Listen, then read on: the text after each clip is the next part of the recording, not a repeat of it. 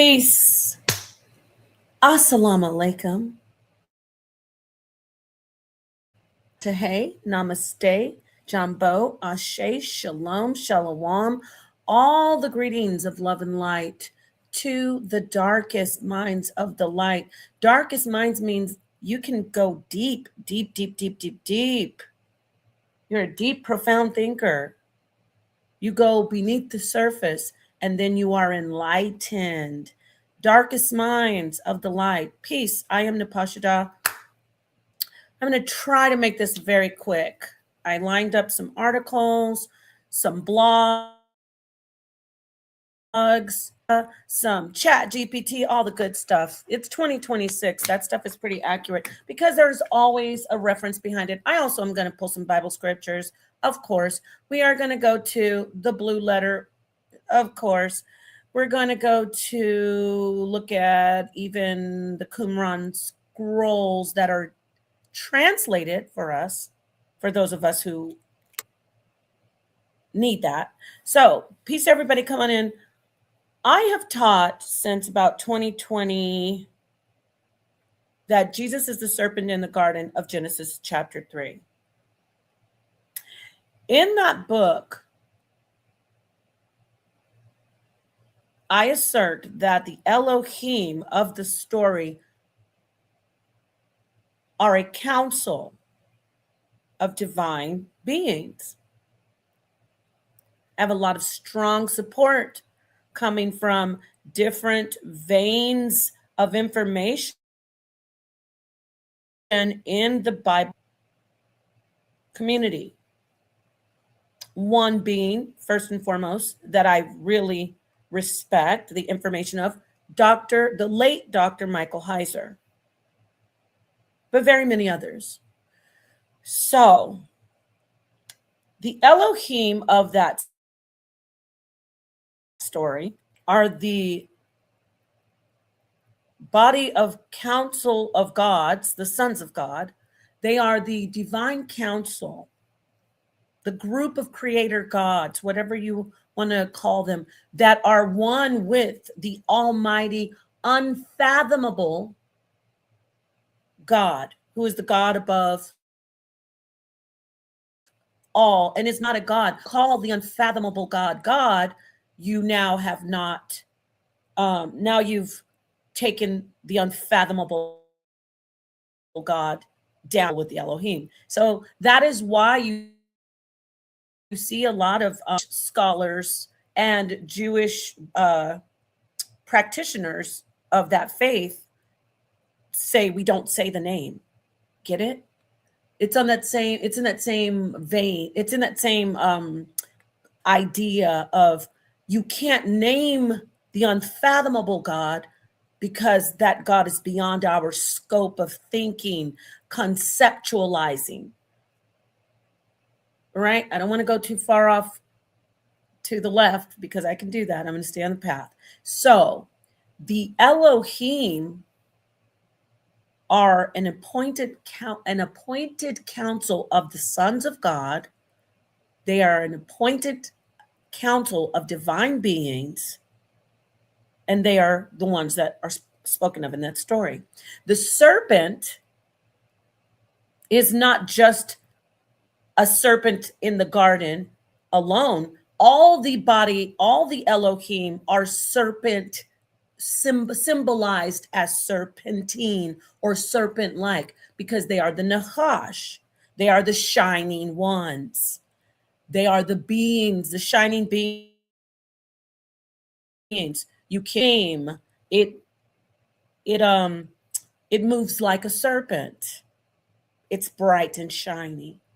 You can look at a star in the sky, the way it twinkles and the way the brilliance of it. It has a tail. It moves in a motion that write the story would say, oh, that thing is reminiscent of a serpent. I see that flame moving, moving from left to right is looking like a serpent.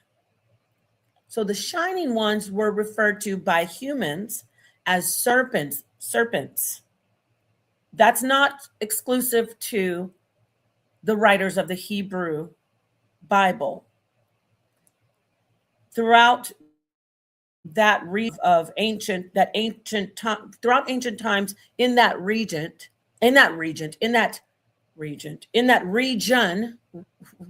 I'm saying region because I'm thinking of the council. In that region, in that area, they often referred to divine beings as serpents.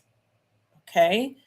Kemetic culture, Sumerian culture, even going further east, we can say the Nagas. All of these divine beings were referred to as serpents. They're not literal snakes. Saw the way snakes moved, and they know that the snake has, venom. You know what I'm saying? It stings. And they say, oh, these flaming beings, these godlike beings, these divine beings, we call them serpents. I have to get that out of the way because so many people are like, Jesus isn't a snake. And okay, so back to the divine council. The sons of God in the ancient writing in the Bible are referred to as Elohim,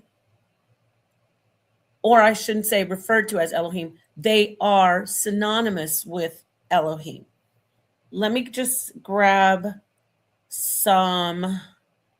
Let me get my first this blog. And the reason I'm going to this Bible hermeneutics blog is because there's so much. There's a plethora of together Michael Heiser.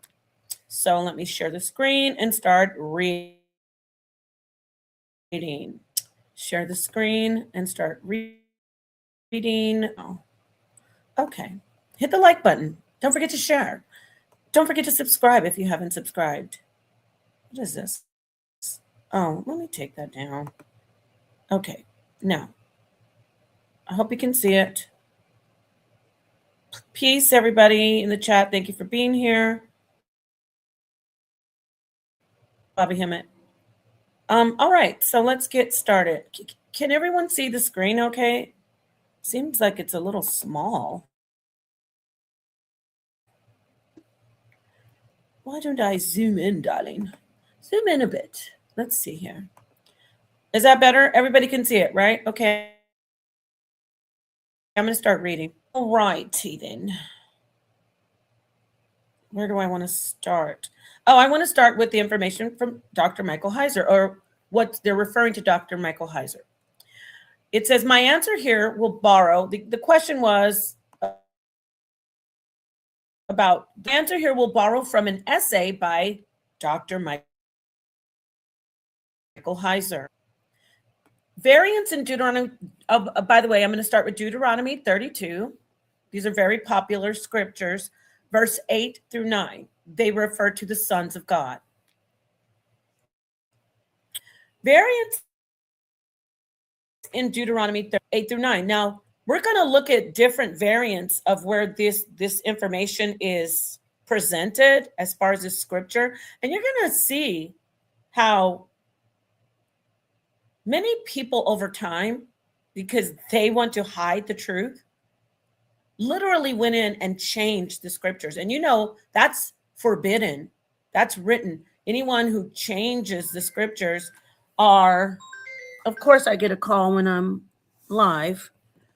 Been sitting here all day. All right. So anyway, you're not supposed to change the scriptures, but let's get going. The Masoretic text, which we will call MT, Israel.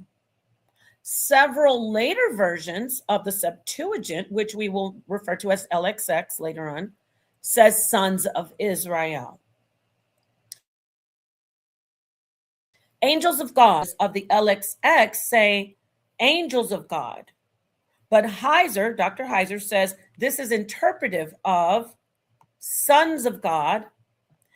Several other copies of the LXX say sons of God. So there's two different copies of the Septuagint. One is saying sons of God. Later revisions of the Septuagint. So the early Septuagint does not say sons of Israel. Interesting, isn't it? It says angels of God. That's the older versions of the Septuagint. They say angels of God. Okay, so moving on. Several other copies of the Septuagint, they say sons of God. So it says angels of God in early ones and sons of God, not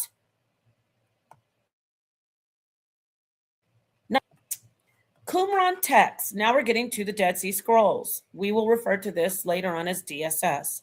The Dead Sea Scrolls says sons of God. And this is the oldest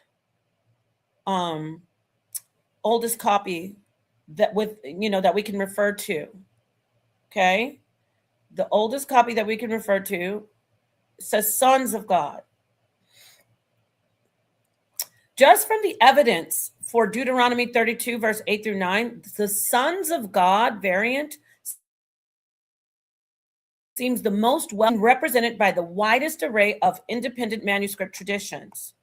Another variant in Deuteronomy 32, verse 43, explanations of how the variants emerged. Dr. Heiser points us to another textual variant in Deuteronomy 30. Verse has three variants, again, divided between the MT, Masoretic text, the Dead Sea Scrolls, DSS, and the LXX versions, the Septuagint. The text in question is made out of bicolons, which are poetic lines that come in pairs. Example, quote, the sea looked and fled. The Jordan turned back is a bicolon. Okay, so we got that. Everybody understands that. Moving right along. Now, the longest variant of Deuteronomy 32:43, the LXX, which consists of 4 bicolons. Let's read them. O heavens, rejoice with him, bow to him, all sons of the divine. O nations, rejoice with his people, and let all angels of the divine strengthen themselves in him. For he'll avenge the blood of his sons, be vengeful, and wreak vengeance and recompense justice on his foes. Requite those who reject him, and the Lord will cleanse his people's land. The DSS, Dead Sea Scrolls, is the same as the LXX Septuagint, but is missing the second bicolon and has slightly shorter versions of the third and fourth bicolons. O heavens, rejoice with him, divinities. Second one's missing. The third, now we're in 3. For he'll avenge and wreak the vengeance of his foes. Let's go back and look at the second one if you missed that. O heavens, rejoice with him, bow to him, all sons of the divine. Here's the second. O nations, rejoice with his people, and let all angels of the divine strengthen themselves in him. Now let's go down and see the DSS is the same, seeing the second bicolon, and it has slightly shorter versions of the third and fourth bicolon. O heavens, rejoice with him, bow to him, all divinities. For he'll avenge the blood of his sons and wreak vengeance on his foes. Requite those who reject him, and will cleanse his people's land. The Masoretic text, the MT, is missing the first bicolon entirely. This is the most corrupted, if you ask me. If you ask a lot of people, a lot of scholars will tell you the MT is very, when I say corrupted, I mean manipulated, changed. A lot is taken out, a lot is changed. The Masoretic text is missing the first bicolon entirely. The second and fourth bicolons are half missing, and the third bicolon changes sons to servants. And by the way, the Masoretic text, the MT, is what the blue letter uses. So beware when you're using the blue letter. Tread lightly. Okay. See, one is missing with the Masoretic text. Let's go back up and see what actually, when we go to the longest variant, let's read it. O heavens, rejoice with him, bow to him. This is what they're trying to hide in the Masoretic text. Ready? All sons of the divine. They're trying to, okay? They're also going to hide all angels of the divine. They're going to hide stuff like that. Let's go down and see if I'm telling the truth. Of course I am. Let's get to the MT, the Masoretic text. O nations, rejoice his people. One is completely gone. For he'll avenge the blood of his servants and wreak the vengeance of his land. This is sadness. Complete corruption. Everything that's proving that these are divine beings, that these are divine, these are not human, is being taken out. The longest variant in the Septuagint, right, shows you that it's talking about sons of God. So, summary of Deuteronomy evidence. The LXX, the Septuagint of Deuteronomy 32, verse 8 through 9, and 32, verse 43, both include God or even angels of God. The Dead Sea Scrolls of Deuteronomy 32, verse 8 through 9, and 32, verse 43, both include references to sons of God or just straight gods. But the Masoretic text of Deuteronomy 32, verse 8 through 9, that instead refers to sons of Israel. And 32:43 completely lacks references to sons of God, angels themselves. Get it? Lies, hiding, manipulation. And that's why we have people saying, you're lying. I mean, the original text shows that they are Elohim, that they are sons of God, and they are a council. It is not just the Most High alone. It is a council, a very large, we cannot number, but some say 70.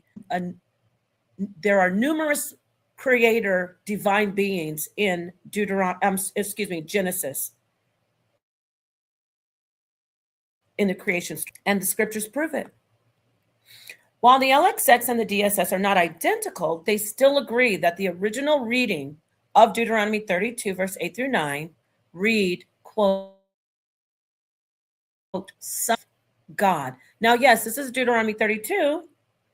It's not Genesis 3, but it correlates with what I'm showing, what is already there. It proves that I'm not just grabbing that out of the air, so to speak, that the original text says that there is a council of divine beings, and they are under the government of the Most High God. All right, let's keep going. The Masoretic text represents a minority variant of Deuteronomy 32, verse 8 through 9. That was probably, and it was probably altered intentionally. Are y'all hearing this? It was probably altered, of course it was, intentionally to, quote, protect God or correct theology. We're going to read more about this. That is, it was altered intentionally to remove references to divine beings other than.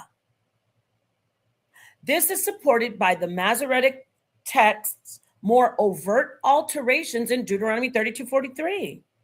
Where again, the Septuagint and the Dead Sea Scrolls largely agree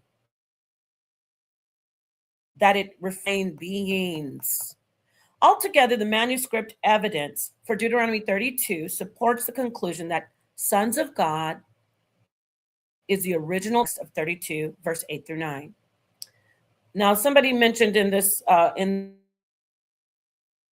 whole something about bull L to refer to that. I'm not getting into the bull L or the the Ugaritic or anything like that. I'm sticking to the Israelite Bible, right? The Bible of Israel.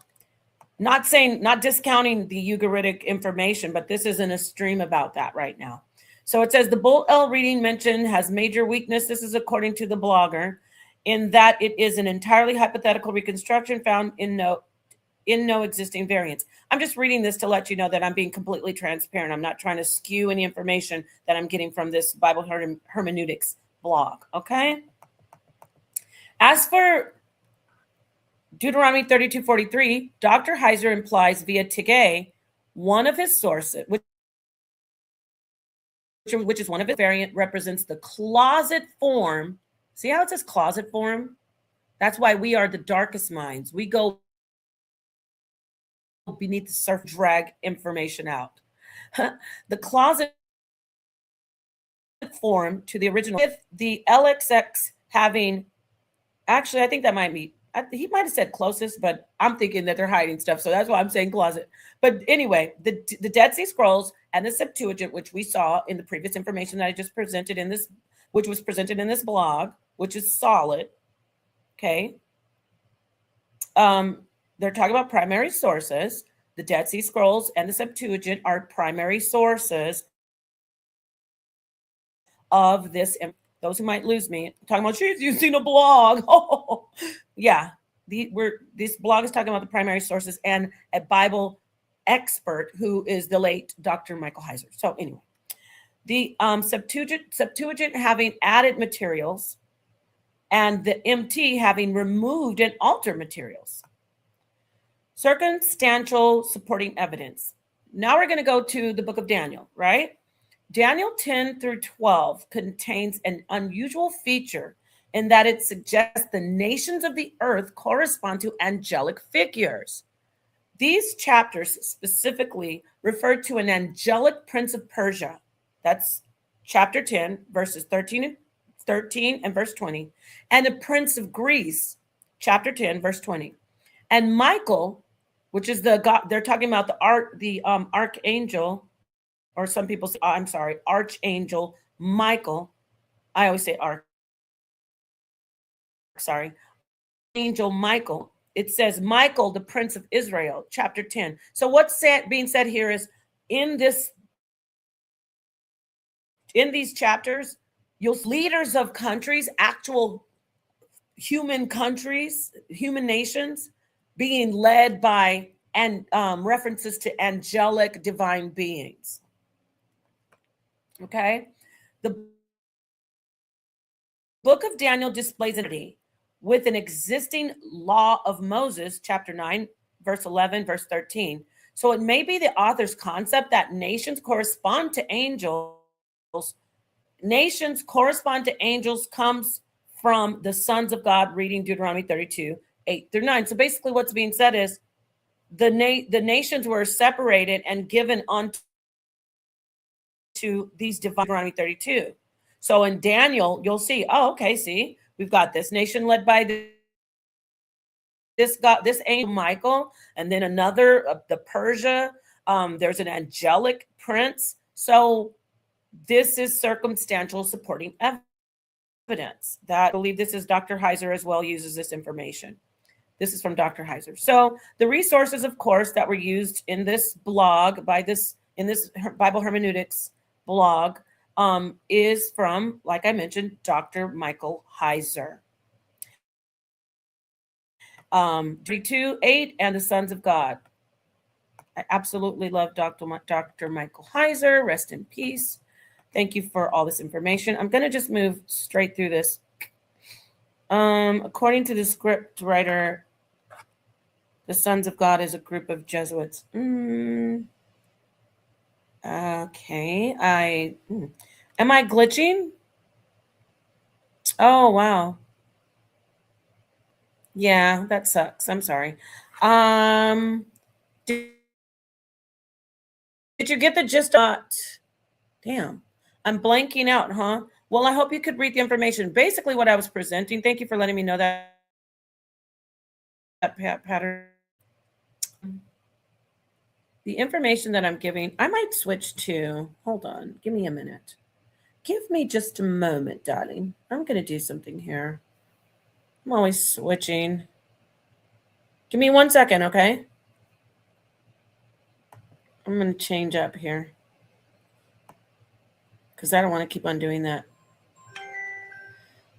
Ah, who is calling me, God?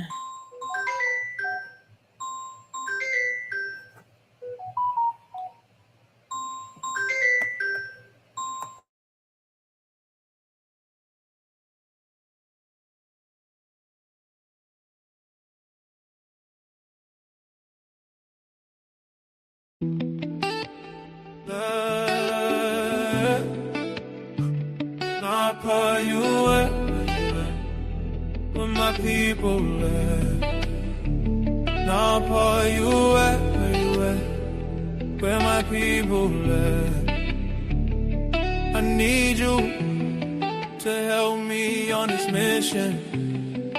Yeah, this is for my brothers trapped in religion. Open up your eyes, break out of that prison. This is for my brothers trapped in religion, signed up to be the truth. You know he's on a mission. It's sad to see my brothers are so lost. It's sad to see you believe in things that's false. It's sad to see you believe in Jesus, but your logic breaks apart in 1,000 pieces. Ungod killer, not gonna let that slide. You drowning in a myth, you had nowhere to hide. The HOK is a tough-ass environment where we trade blind faith for mental empowerment. I'll give you scriptures for your mind, this is the key. It's time to unlearn everything you believe. The house of consciousness, start looking within. That's where the real liberation begins. This is for my brothers trapped in religion. Open up your eyes, break out of that prison. This is for my brothers trapped in religion, signed up to be the truth. You know he's on a mission. The HOK is more than just a place. It's the toughest environment where you check your faith. Bomb squad and pseudo killers who check your sources. Don't come in here fronting cause you leave with losses. The Bible written to break your spirit, built to keep you low, feeding you metaphors, stopping your growth. This is for my brothers trapped in religion, signed up to be the truth. You know he's on a mission. It's sad to see my brothers are so lost. It's sad to see you believe in things that's false. Saneta, Saneta, Saneta, Saneta, don't stop. Don't give up on us. Please sign it up. Please sign it up. Sign it. Okay. Can you hear me now? Can you hear me now? Put a 1 in the chat if I'm coming in clear. Am I still glitching? In anybody who's in the chat? Am I still glitching or am I sounding much better? I think I'm sounding much better. I'll drop the link. I just want to get this information out though. Okay, thank you, twins.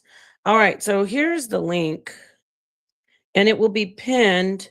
I'm not going to be here long. It will be pinned at the top. I'm going to pin it to the top of the chat.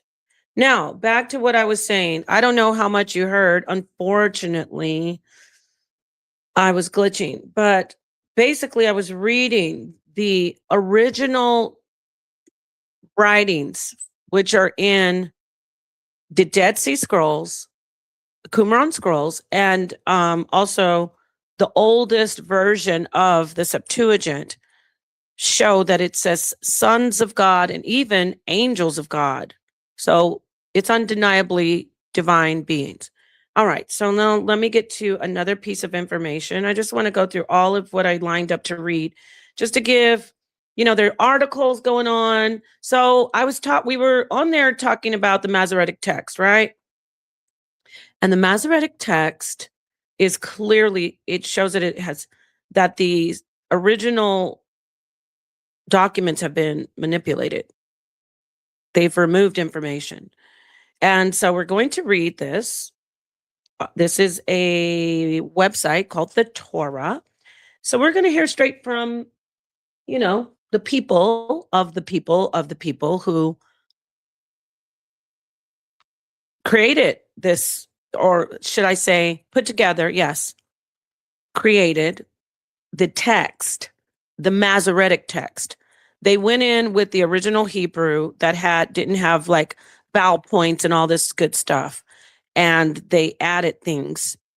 So I'm not knocking it or supporting it, but we are going to see how it has been manipulated. We're going to take a look at this, and we're going to see it's been hidden from you. Why? Why has it been hidden from us? Why? Because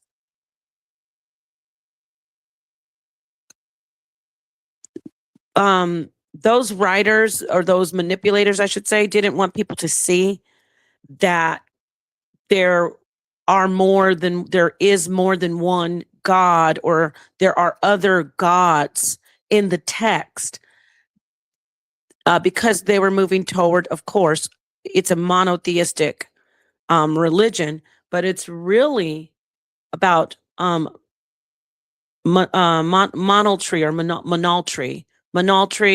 or monolatry, I should say, monolatry.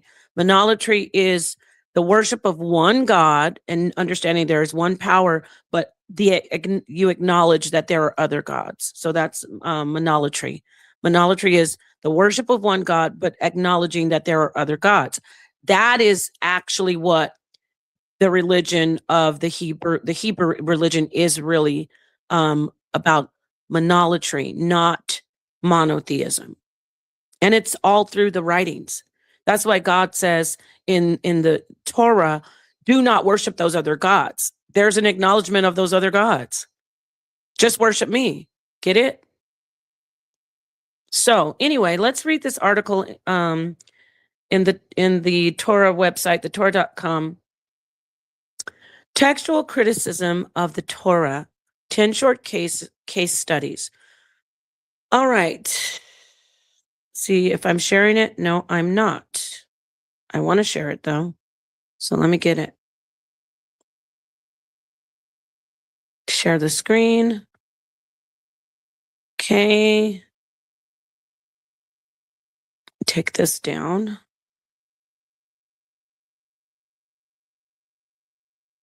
And so when I teach Jesus as a serpent in the garden, this is why. The research that I have, it shows clearly that the Elohim was not the most high, unfathomable God. All right. So it was other gods. And throughout the Bible, it's the whole theme is these other gods want you to serve them. In the garden, these other gods don't want mankind to be on the same level as them, which is what Jesus, Yeshua wants. Jesus wants you to be on the same level. Jesus wants you to be your highest self. But the Elohim that were against mankind did not want them to have knowledge of good and evil, because you can't be a God. You cannot be a good judge if you don't know the difference between good and evil. You can't. So that's why Christ is the serpent in Genesis 3. Jesus is the serpent in Genesis 3 in that story. All right, let me read this. Let's look at some information that supports or explains, I should say, why the writers in the Masoretic text manipulated, removed, and closeted the truth about the divine counsel. Let me read this for you. Okay. The sons of Israel, or God, Deuteronomy 32, verse 8. This is by Professor Emmanuel Tov. Okay, so the Ha'azinu poem towards the end of Deuteronomy 32, verse 1 to 43, also known as the Song of Moses, contains a passage, which is Deuteronomy 32, 8, which describes the early days of the world when the god Elyon, make note that it says Elyon, it doesn't say Yahweh. The god Elyon, which is most high, fixed or divided up. He divided up or fixed, or I shouldn't say he. I'm just going to say the most high, because there is no gender on the most high, right? So let me go back. God, Elion, the Most High, divided up the boundaries of the peoples of the world in accordance with the number of the sons of Israel. Now we're looking at the Masoretic, right? That's what the Masoretic text says. There wasn't even Israel at that time when this was written. So let's read what the Masoretic text has manipulated and turned the original text into. When the Most High apportioned the nations, when he divided humankind, he fixed the boundaries of the peoples according to the number of the sons of Israel. That doesn't even make any sense. The final word has many variants. When we look at the Masoretic text, it says the Israelites. When you look at the Qumran scrolls, it says sons of God, divine beings. And that's the oldest text to be examined. When you look at the Septuagint, the earliest writings, right? Okay, because they're different. Remember, they're different. There are revised versions of the first original writing of the Septuagint, the original translation, which would be the Septuagint, the Torah into the Greek, from the Hebrew to the Greek, right? Stay with me. So when we look at LXX 848 106C, okay? So this is one version of the Septuagint. It still says sons of God, divine beings, just like it says in the Dead Sea Scrolls. In another version, in a revision, it says LXX, the most MSS, it says messengers of God, divine beings. So it's getting changed. You see that? The worst of all, I'm saying worst, this is my opinion, the most misleading is the Masoretic text where it says the Israelites. Okay, according to the Masoretic version, the Most High divided the peoples of the world, specifically into the numbers of the sons of Israel, ostensibly a reference to the 70 descendants of Jacob that came to Egypt according to Deuteronomy 10:22, as well as Genesis 46:27 and Exodus 1:5 in the Masoretic text. See case study 2. I'm reading this so you can see that I'm being completely transparent, letting you see both sides. And you're going to see, like you're seeing right now, that it has been changed. The original that says the divine beings, sons of God, has been changed to make you think that it says human beings, Israelites. This is a strange claim. What is so significant about this number? If anything, as noted above, the symbolism goes in the opposite direction. The number of Jacob's descendants represent the people of the world. In contrast, the reading in the Dead Sea Scrolls and in the Septuagint make perfect sense. The Most High divided all the peoples of the world between the divine beings, with each people possessing their own deity. Dun, dun, dun. Exactly. The footnote here is, this is Tigay, Jeffrey H. Tigay, which the late Dr. Michael Heiser uses his information, the JPS commentary, Deuteronomy, JPS commentary, Deuteronomy. So this is, if you can see, I'm highlighting this footnote. You can see it all here. Here is the primary source that you can go to and read. When I say primary source, I'm not talking about the Septuagint itself or the Dead Sea Scrolls. I'm talking about in this article, they refer to Tigay. So we got that, right? Moving right along. So indeed, the next version continues this point nicely. All right. Deuteronomy 32:9. For Yahweh's portion is his people, Jacob, God's own allotment. This is the Masoretic text, y'all. So totally twisted, totally manipulated. I believe they're going to explain why in this article, but let me keep reading. This imagery of an assembly of divine beings presided over by a supreme God, the Most High Elyon, appears also in Psalms 82 and 1 Kings 22:19. Yes, it does. And that's why I said Elohim correlates or is synonymous with the sons of God. And the sons of God are divine beings. That's why the information, this is solid information that backs my teachings that Jesus was a part of an Elohim, a council of creator gods, divine beings, and broke away. That can be supported in the book of Enoch, broke away from these beings with another, of course, with other divine beings, but those beings are not represented in Genesis chapter 3. Broke away from them and being the benevolent side of the Elohim, served mankind, even though they were the creators and what you would say higher than the humankind. They serve mankind. Christ serves mankind. How much more can you serve? You give your entire life, even though you're a divine being. Solid information. All praise to the Most High. I'm getting goosebumps because I'm getting spiritual confirmation. I really hope you guys can hear me. Let me check. I haven't even checked the I could be talking and talking and people are like, we can't even hear you.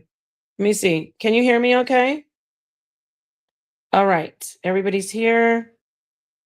Yes, Elohim is plural. Yes, it is. That is illuminated. Everybody can hear me, right? I hope so.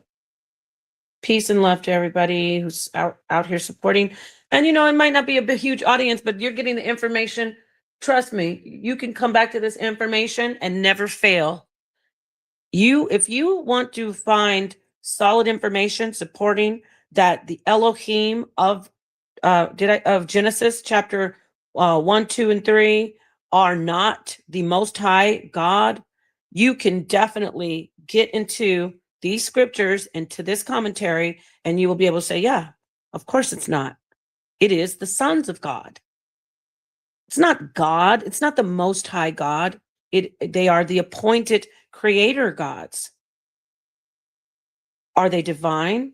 Are they all one with God? Of course. That's why Jesus says, I and the Father are one.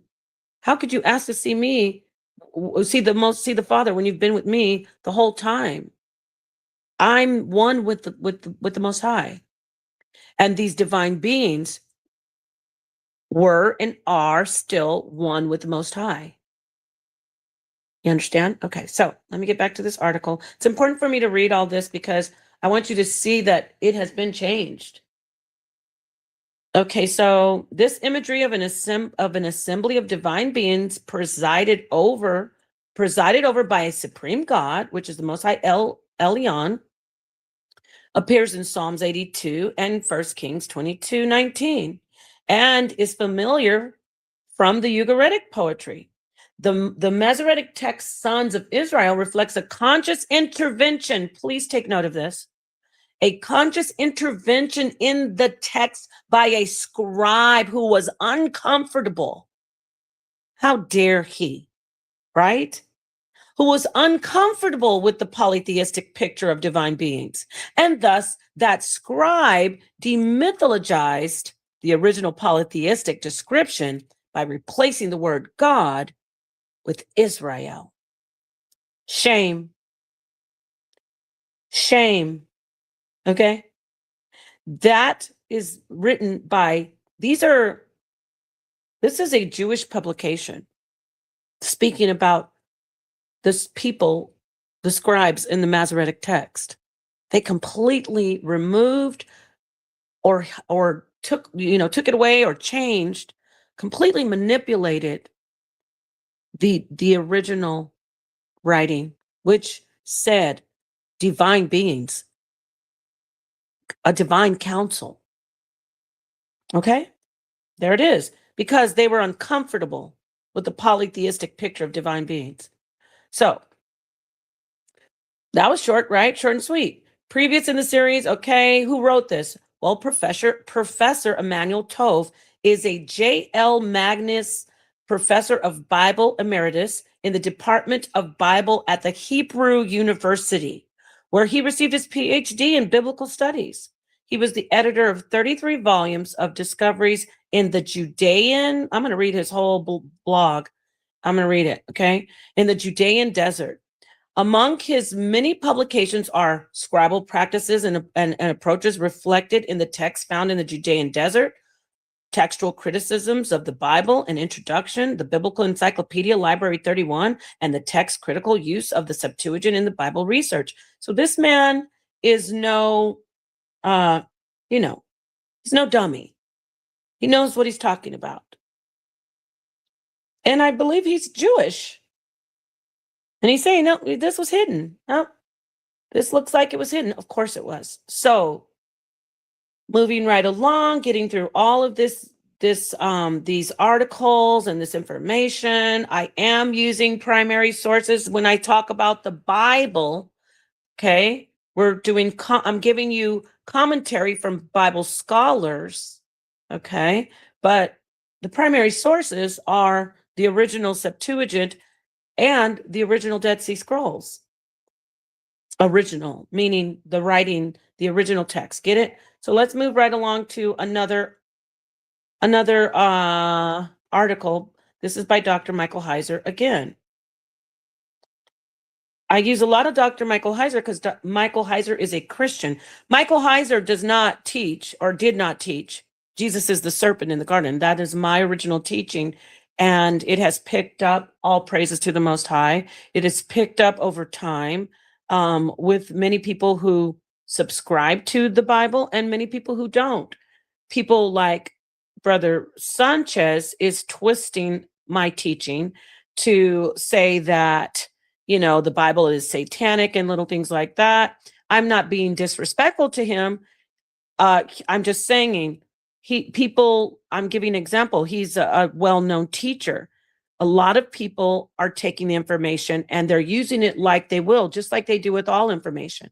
But what my goal is to show you that in Genesis chapter 1, 2, and 3, the Elohim is not the Most High, unfathomable God that Jesus refers to as the Father. Okay? That is a council of creator gods that Jesus, the Spirit, the divine being, Christ, not the man, the divine being was a part of that in the beginning. And so moving forward, you will see that people are now saying, hey, I can see it now. The serpent didn't lie. The Elohim actually lied. They said, don't go get knowledge of good and evil. Why would a benevolent, good God not want us to know the difference between what is good and what is bad?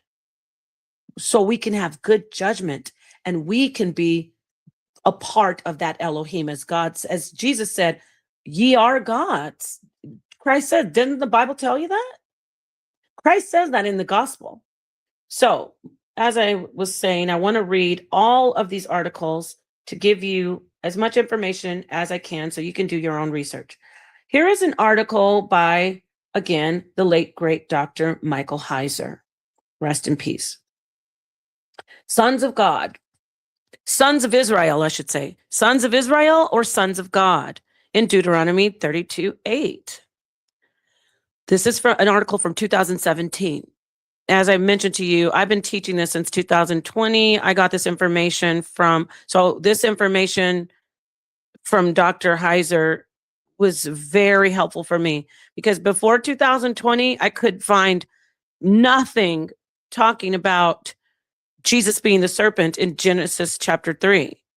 I had to, put it all together and look at his teachings, look at the original teaching, the writings about sons of God, yada, yada, yada. So let's read this article by Dr. Heiser.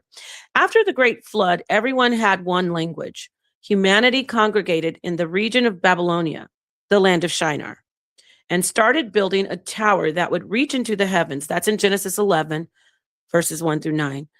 God stopped the project by transforming the single language into many, dispersing humanity over the earth and creating the nations and the regions listed in Genesis 10.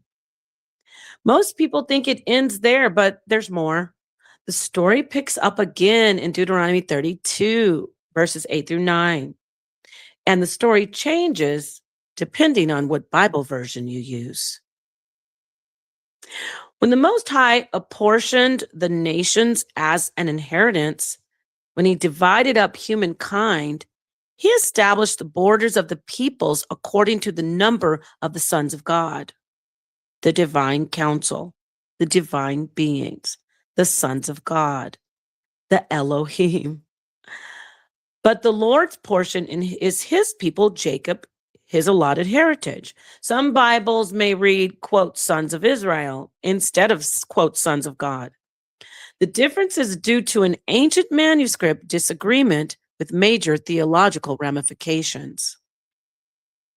So Dr. Heiser shows what I showed you earlier in that other article.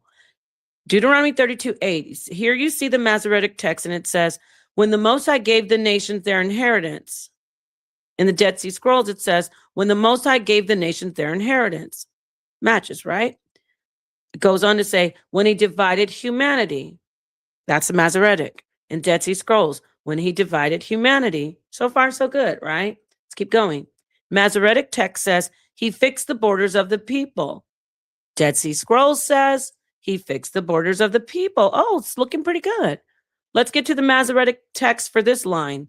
According to the number of the sons of Israel. Dun, dun, dun, dun, dun. Let's see what the Dead Sea Scrolls say, which are the much older than the Masoretic text, of course. According to the sons of God. So those who created the Masoretic text and wrote this sons of Israel, they changed what is in the Dead Sea Scrolls. They changed the original phrase, the sons of God. They manipulated it. Let's look at the Deuteronomy 32:43, which Dr. Michael Heiser also examines. In the Masoretic text, it says, O nations, acclaim his people. In the Dead Sea Scrolls, it says, rejoice, O heavenly ones, with him. Wow, that's pretty different. The Masoretic text is misleading you to make you think, oh, it's talking about just human beings. Nothing to see here, no divine beings. Just keep moving along and think that they're talking to human beings. But it says in the Dead Sea Scrolls, rejoice, O heavenly ones. In the Masoretic text, we went over this already, but this is another article. I'm going to drive it home, right?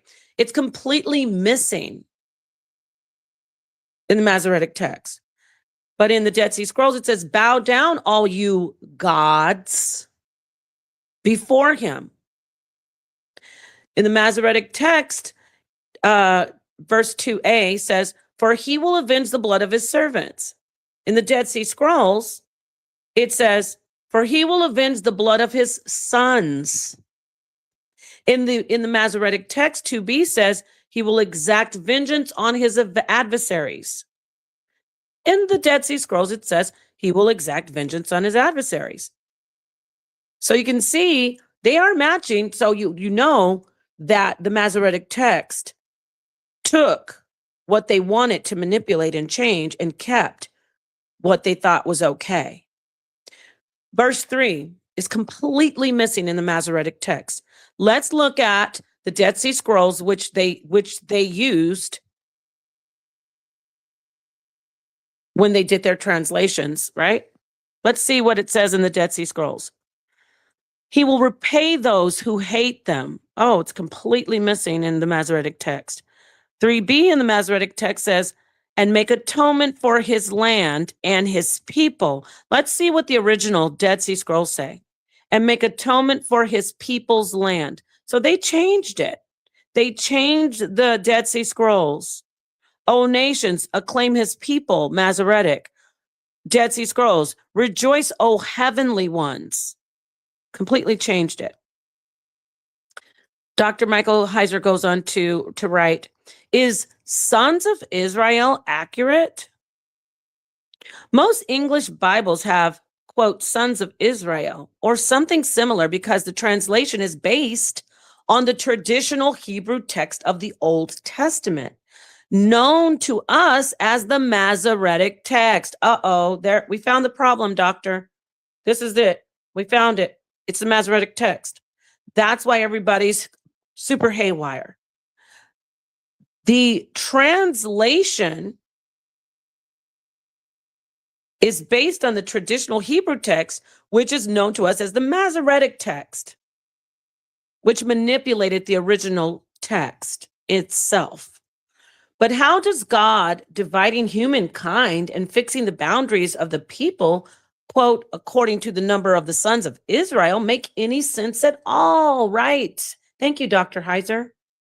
Deuteronomy 32:8 harkens back to what happened at Babel.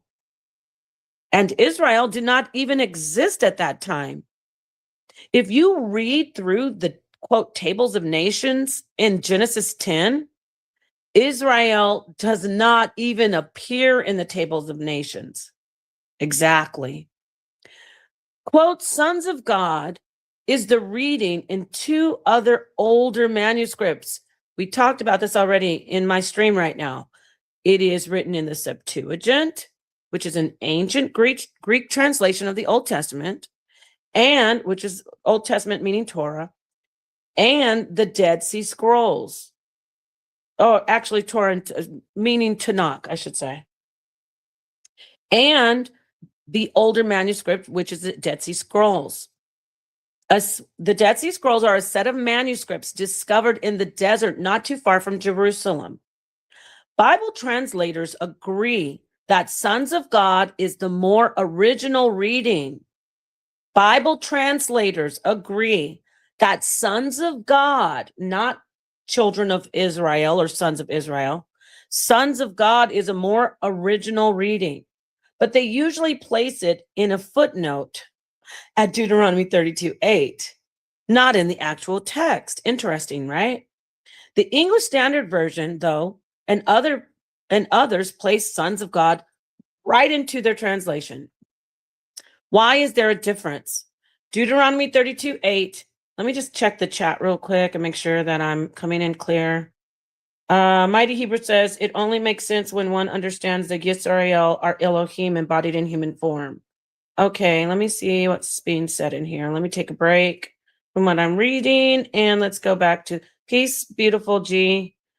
Okay, so we got God's exist in every word. Okay. Not too many with good judgment nowadays. Okay, it's back up. All right, great. Shalom, mighty Hebrew. Just reading through all of this. Israel is Elohim embodied in human form. Okay, that would be a different conversation, right? Because before they were human form, they were Elohim. So I don't think you're disagreeing with me. Let me keep reading. Peace and blessing. Peace, Patmos. The 70 souls of Jacob, Israel the 70 souls of Jacob aligns with the 70 nations, Bereshit. Okay. Shabbat Shalom. Tehillim 82 verse, okay, shows Israel are not humans, but Elohim embodied in human form. Okay, I'm not saying, all right, so that, Mighty Hebrew, I would love for you to come in and do a lesson on that, because like I said, this isn't what you're saying isn't, and I'm not saying you were even going against what I'm saying, but you are in agreement and in agreement with me that the Elohim are divine spiritual beings initially. So yeah, what you're putting out right there doesn't dispute what I'm saying from what I'm just reading back. Immortal Dragon Review says, this is why everyone asks for primaries and do you read the language? Oh yeah, exactly. Okay. Philip Baines, peace to you. It was Israel as Elohim that formed the universe. Okay. So basically what I see Mighty Hebrew asserting is that the Elohim being the initial spiritual are now embodied in the Israelite the nation of Israel, which which present as human beings in flesh and blood. Okay, so It only makes sense. Got it. All right, great. So we're on the same page now. Shalom. All right. Yes. Okay, great. So, yes, that what I'm showing is the Elohim as a council of spiritual beings in the beginning. Yes. So good.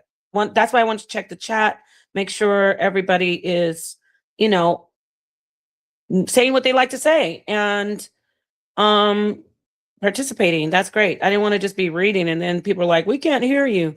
All right. So basically, this article that I'm sharing just shows that the Masoretic text changed a lot. Okay. So let me see what else is on here. I wanted to keep reading this. Let me get this. Let me just read. It's not much more. Why is there a difference? Dr. Heiser says Deuteronomy 32:8 is a textbook example of how later scribes sometimes changed biblical text in a misguided attempt to, quote, protect God's reputation. Other parts of Deuteronomy were also changed by scribes. For example, we talked about Deuteronomy 32:43. When you line up the Dead Sea Scrolls reading with the Masoretic text, as we saw was done in this article, the traditional Hebrew text most English translations are based upon, which is the Masoretic text, you can see that the original text was altered. It was altered. Notice that Deuteronomy 32:43 in the Dead Sea Scrolls has 3 poetic pairings. Since it's a poetic section, symmetry is not only important, it's expected. The Masoretic text reading has removed or altered parts of 2 of the pairings. Remember we talked about bicolons in the other article? The first, as in Deuteronomy 32:8, eliminates references to other divine beings. Quote, sons of God in 32:8, quote, heavenly ones, and quote, gods in 32:43. Those aren't humans. At some point, a scribe thought this reference to other gods was theologically offensive. How dare that scribe? We're offended that you changed it when you should have left it alone. The first line of the final pairing was removed because someone hating God was also offensive. So they thought in that on the line where it says that if someone hates God, they changed that part because they thought it was offensive to say hate God. But obviously there are haters of God, right? We have a lot of people out here who hate God. So we didn't need that scribe to do that. We're offended by that. God, of course, doesn't need to be protected by zealous scribes or anyone else. Speak your speech, Dr. Heiser. Bless your soul. God, of course, doesn't need to be protected. The Most High's people need the truth. That's why we're all confused right now. It's just like the Tower of Babel. When they went in and said, oh, confuse them, mix it all up, change the language. That's what the scribe did. And that's why we have people saying that the Elohim are not a council of divine beings. God, of course, doesn't need people to be protected by a zealous scribe or anyone else. Israel's doctrine was that Yahweh, was unique and above all other divine beings. Okay? In a severe judgment, the nations at Babel were disinherited by Yahweh, and given over to the administration of other gods, whose actions would be judged by the God of Israel. This paved the way for God to create new people who are Israel in the very next chapter of Genesis. That's where we got Mighty Hebrew coming in, where his teachings are this information that we just read makes what Mighty Hebrew presented in the text very intriguing. See that? This paved the way for God to create new people, Israel. in the very next chapter of Genesis. And ironically, it was through Abraham's seed that the disinherited nations would be reclaimed. Interesting. Wow. Wow. Okay. So that's it. That was an excerpt from Dr. Heiser's book. I dare you not to bore. I dare you not to bore me with the Bible. Oh my God. I'm getting a little emotional. I have, you know, a lot of respect for Bible scholars, Christians who come in and tell the truth about the Bible. We don't need you to protect us from the truth. We don't, right? Okay. Peace, everybody. This is why you're my favorite teacher. This was fire. Wow. Thank you. I hope I'm saying this right. Arius Sims. Wow. I'm not done yet. But thank you. That is awesome. I really humbly appreciate that. And by the way, I want to shout out everyone that I've learned from. I have learned a lot from Mighty Hebrew. This brother is one of my teachers. Each one teach one, right? So I appreciate you and Arius. I hope you're out there teaching as well. We're all, I call it the universal mind of God. We're all linked in the consciousness of the universal mind of God. Okay, I'm not going to go back into my pseudo bag right now. I'm going to get back to this. But thank you so much. I appreciate you very much. Now I want to just get to all of these articles. Here is another article that I want to share. And yeah, just to give you some background, right? On what's going on with this. Why is this stuff hidden? What are the scholars saying about this? This is an article. It's more like a podcast. But again, there is information that I really enjoyed or find interesting in here. And it refers to primary sources or experts, Bible scholars. So this is very useful, okay? Don't let everybody tell you, oh, you're using this and that. You're using a blog. If there's a blog that I used earlier with the hermeneutics and it has very crucial information, it's a useful blog. So you just have to know where to go, all right? Okay, so let's get right to it. Deuteronomy 32, verse 8 through 9, sons of God. Oh, am I beating a dead horse? No, I don't think so. I think I'm bringing you different veins of information that you can say, oh, okay, so this person said that, this person said this. Let's listen to this, right? There is quite a bit going on in Deuteronomy 32, perhaps more than meets the eye when it is first read. First of all, it is worth noting that this text has a few variations and for good reason. So don't you guys feel good? Like you guys know what the variations are, right? You know, there's the Masoretic text. You know that there's the Septuagint, different versions of the Septuagint. You know that there's the Qumran scroll, the Dead Sea Scrolls. So you understand. And then, of course, all of those that we just quoted are foundations of what you're reading now in your Bibles.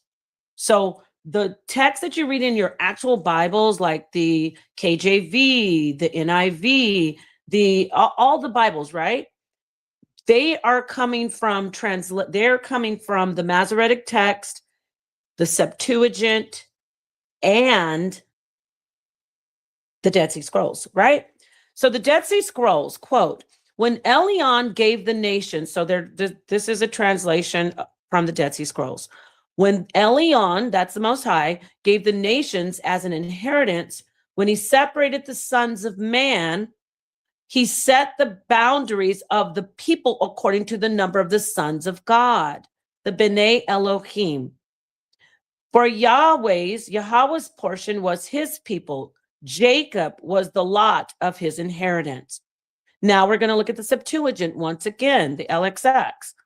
When the Most High divided the nations, when he separated the sons of Adam, remember we said there are different versions, right? Okay, so let's keep reading. He set the boundaries, I'm saying of the LXX. He set the boundaries of the nations according to the numbers of the angels of God. Sometimes it says sons of God in the Septuagint. Sometimes it says angels of God.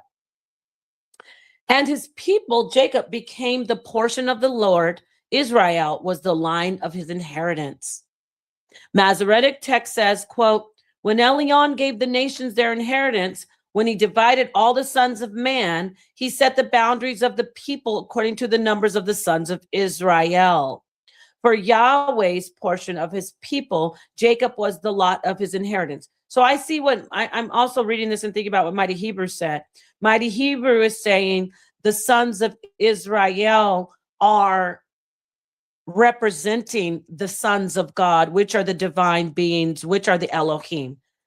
That's what he's saying when you're talking about the Masoretic text. However, this is misleading because people are not going into it like Mighty Hebrew is, right? They're reading it for surface value.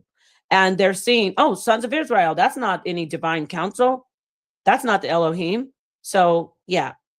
Mark Smith, in his book, The Origins of Biblical Monotheism, works to illustrate that the Semitic people of the times that the Old Testament books were written believed in a pantheon of gods. You see that? That's why I wanted to read this article. They were, I'm going to get I hate butchering words. It's monolatry, but I'm going to correctly, monolatry. I always do that. See, I always do that. I'm not perfect. Monolatry. So it's Monolatry, monolatry. Okay. Monolatry is the belief in the existence of multiple gods, but the insistence on the exclusive worship of only a single deity. Israel has never been monotheistic, my friends. It is monolatrous. Monolatrous meaning they practice or they had a belief that was called monolatry. Monolatry is the belief in the existence of multiple gods, but the insistence, commandment, on the exclusive worship of only a single deity. So they're not monotheistic. They are monolatrous. Monolatry. So let me get back to that. Mark Smith, in his book, The Origins of Biblical Monotheism, works to illustrate that the Semitic people of the times that the Old Testament books were written believed in a pantheon of gods. That is also the Israelites of that time. Okay? A concept which is foreign to modern readers. In this pantheon, El and his consort Asherah occupied the first tier. Now, this is not, he's talking about the region. He's talking about the Canaanite region. He's going back to when I said that we were going to explore like the Ugaritic text. However, the Israelites acknowledged other gods. That's why the Most High said, do not worship those other gods. Check. Keep reading. El and his consort, Asherah, occupied the first tier, commanding or governing a multitude of gods in a hierarchy of 4 tiers of divine beings. I wanted to read this article to you because I want you to see the broader aspect beyond what Israel started to do. Before they worshiped one God, Israel in that region, I'm saying regent. I want to talk about kings because I'm talking about divine beings in the region, in the area. Calm down, Nepal.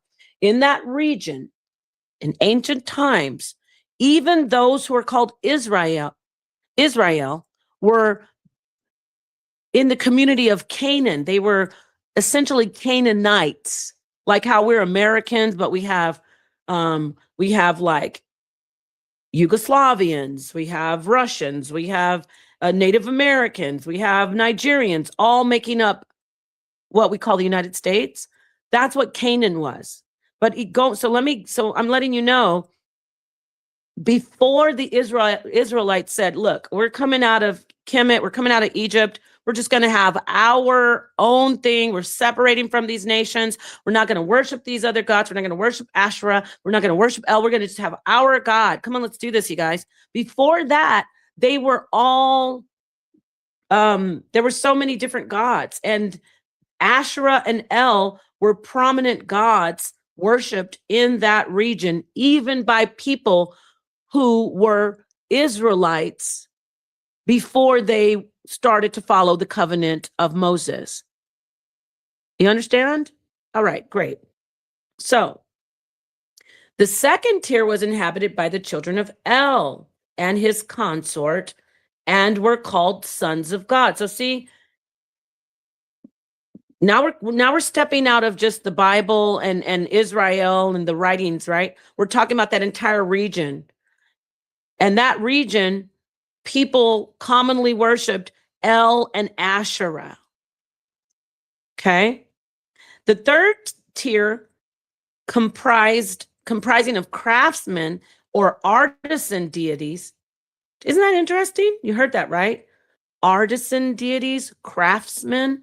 Those would be, if you look at the book of Enoch, they taught, Semyaza taught this, and this deity, this son of God taught the men this, how to make weapons, women how to paint their faces.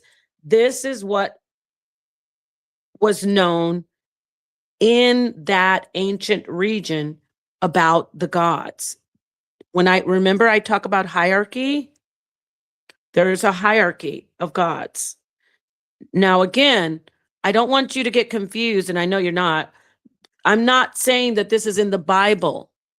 This is showing you a broader perspective of what was going on in that time, letting you know that it's not far-fetched, that you would see a writing in the Qumran scrolls, in the ancient, now I'm getting to the Bible, in the Hebrew writing, I should say, in the Qumran scrolls, the people of Israel wrote, hey, the divine council of God, the sons of God, the divine beings, Elohim, plural. See, because they knew, there's a council of gods. There's not just one God and then Jesus.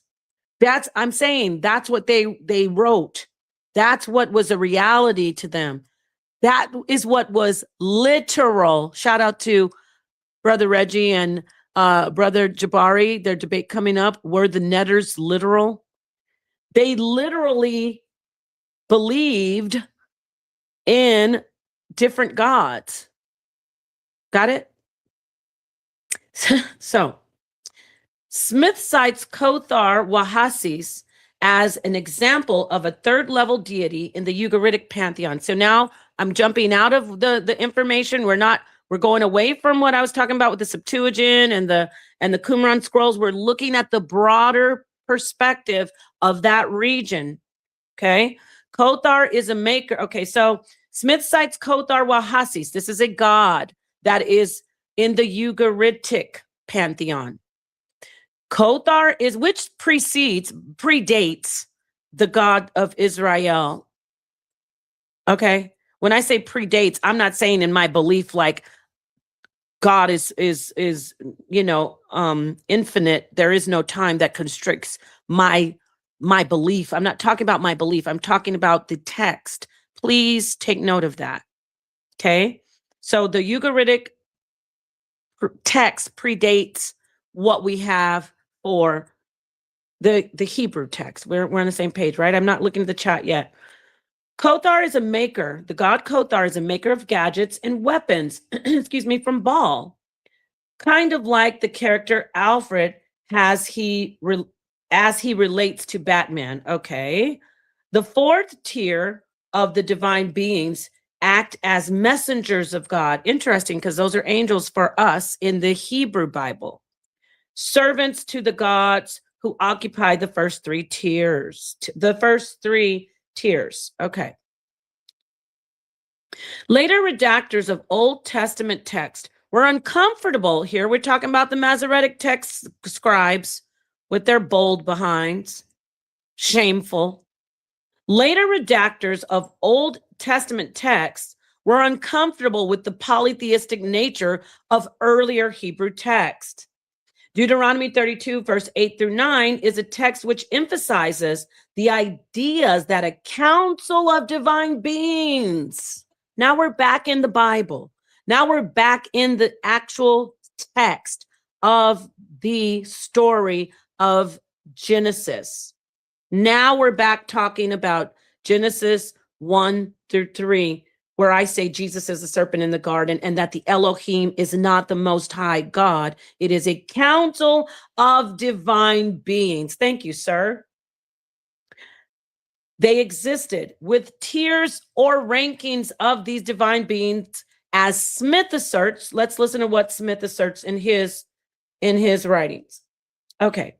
The traditional Hebrew text, the Masoretic text, traditional, not original, because the original would be the Hebrew text that is closer to the Phoenician that is found in the Qumran scrolls, the Dead Sea Scrolls, right?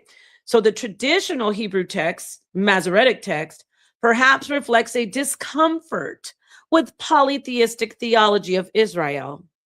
For it shows not divine sons, which is the actual writing, the original writing, B'nai Elohim, as in the Greek and the Dead Sea Scrolls show, as in the Septuagint and the Qumran scrolls show. But it shows sons of Israel instead in the Masoretic text. Emmanuel Tov, we just read the article from our brother, Emmanuel Tov. He labels the Masoretic text here as, quote, anti-polytheistic alteration. The text of the Septuagint and the Dead Sea Scrolls shows Israelite polytheism, which focuses on the central importance of Yahweh for Israel within the larger scheme of the world. That's why I wanted to read this, to show you perspective, the larger perspective of what was going on from the worldview in that region at that time. Yet this larger scheme provides a place for the other gods of the other nations in the world. In the Bible, the Most High separates the nations and assigns them to the other gods, the sons of God. Moreover, even if this text is mute about the gods who preside over the divine assembly, it does maintain a place for such a God who is not Yahweh. Of course, later traditions could identify the figure of Elyon with Yahweh, just as many scholars have done. However, the title of Elyon, Most High, seems to denote the figure of El, the presider par excellence, not only at the Ugarit, but also Psalms 82, verse 3. Now, for me, that's where I assert in my teachings from my belief system, what I have come to the conclusion is that there is a God even above the God of the Bible, the God of Israel, Yahweh. Of course there is. We cannot say that a God that we can identify is the unfathomable God. That's the point. Is Yahweh the God that is the most high of the Bible that I absolutely worship, respect, and identify as the God of all when it comes to the Israelites and the world and the actual physical people? Yeah. But do I know that there is a God above this God, Yahweh? The scriptures say so, not just me. And it's not a Canaanite God. It's not an Israelite God. It's not a Kemetic God. There is an unfathomable God that we cannot get next to, that allows us to understand in our scope of conceptualization, in our consciousness, to say, okay, don't worry about who I am as the unfathomable God. This is your God, Yahweh. He is the father of Yahushai, which is Jesus. And this is the God that is above all gods in this material realm. And that's enough for me. So I'm obedient and I follow suit. You don't have to believe like I believe. I'm talking about my beliefs now. But then I'm taking it back to me and my years of studying and looking at the scriptures, seeing and understanding outside of the scriptures, my consciousness, that there is an unfathomable God. You can talk about the Kabbalah being wicked and all this other stuff if you want, but there's the concept in the Kabbalah that says that the Most High condensed self down to be able to let us have a portion of what is the unfathomable Most High God, right? And gives us a portion and lets us understand in our meager understanding. We can't comprehend it.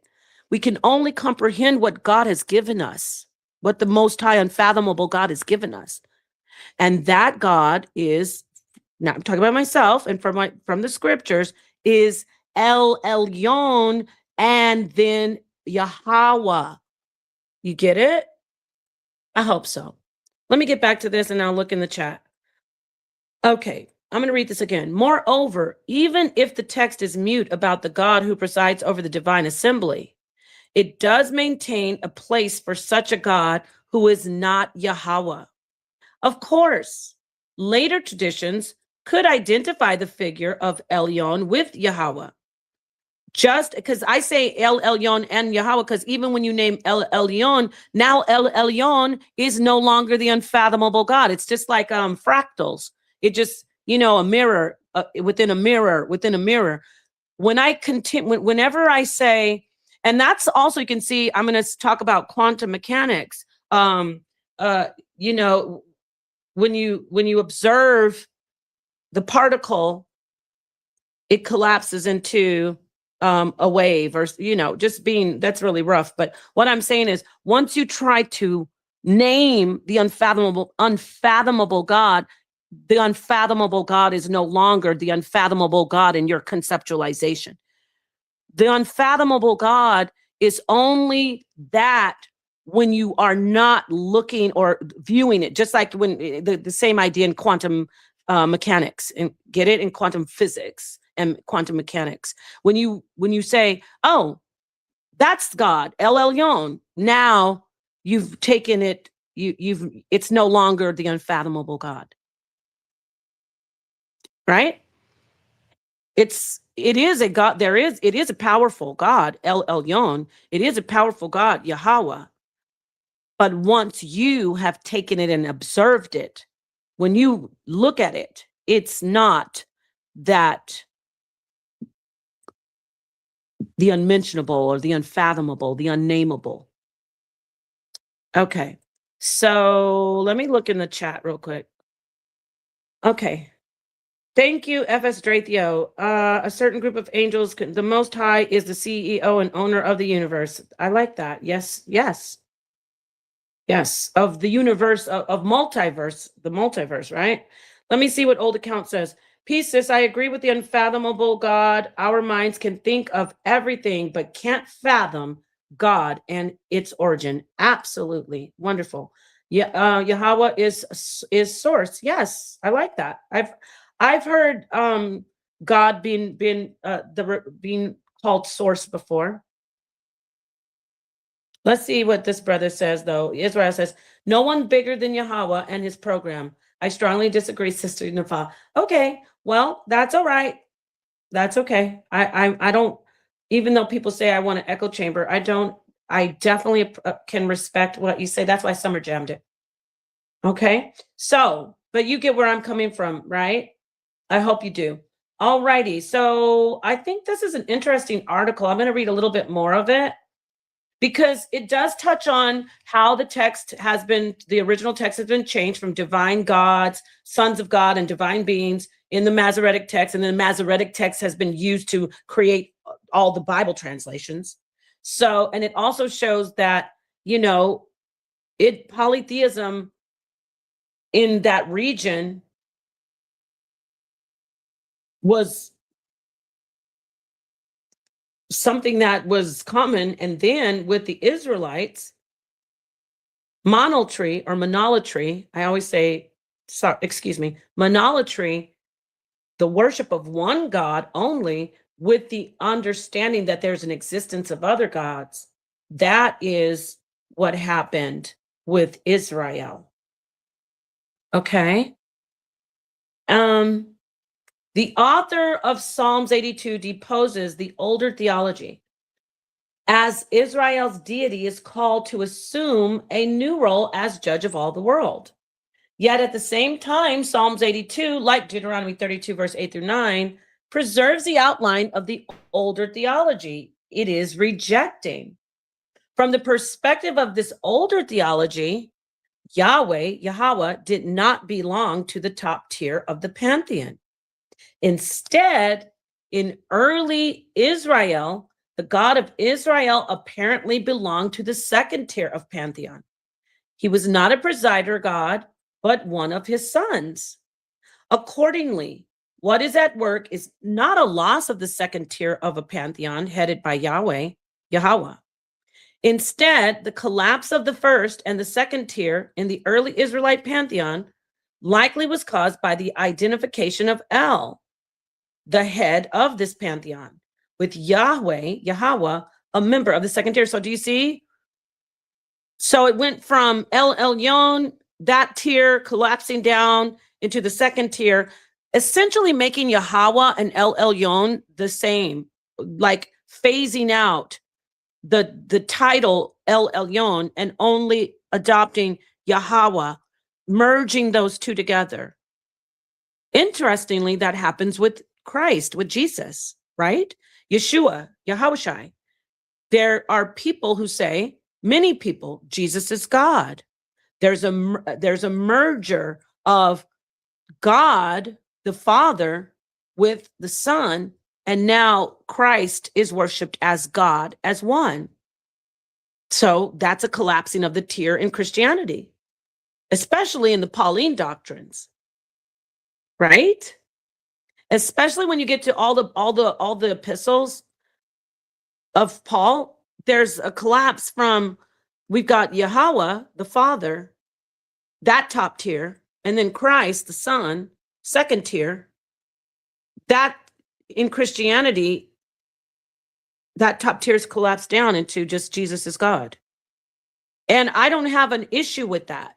I don't subscribe to it in certain conversations when we talk about literature and origin and text, like I'm examining this right now. I will be able to debate with these texts in my arsenal, so to speak. However, I don't have a problem with people subscribing to Jesus is God, because I know what's going on. I know how people are. I know that God is essentially one. That is why, to my brother who said doesn't agree, that is why me saying that I know that there is a unfathomable God outside of El Elyon, top tier, second tier Yahweh, El Elyon, top tier, collapsing down into the second tier of Yahweh. Now Yahweh is the top tier. I have no problem with people saying, no, Yahweh is the only top God, because I don't, it's not that I disagree so much.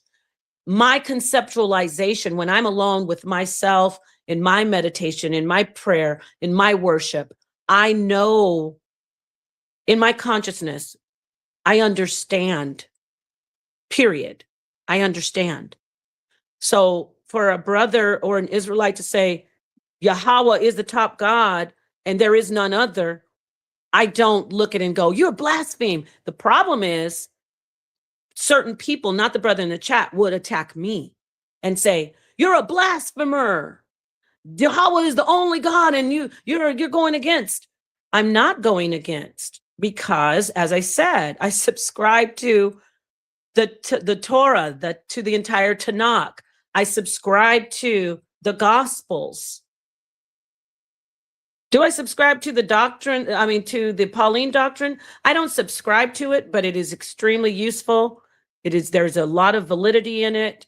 And I definitely respect Paul and the different apostles that worked with Paul. I revere Paul. I don't worship Paul, but I revere Paul as a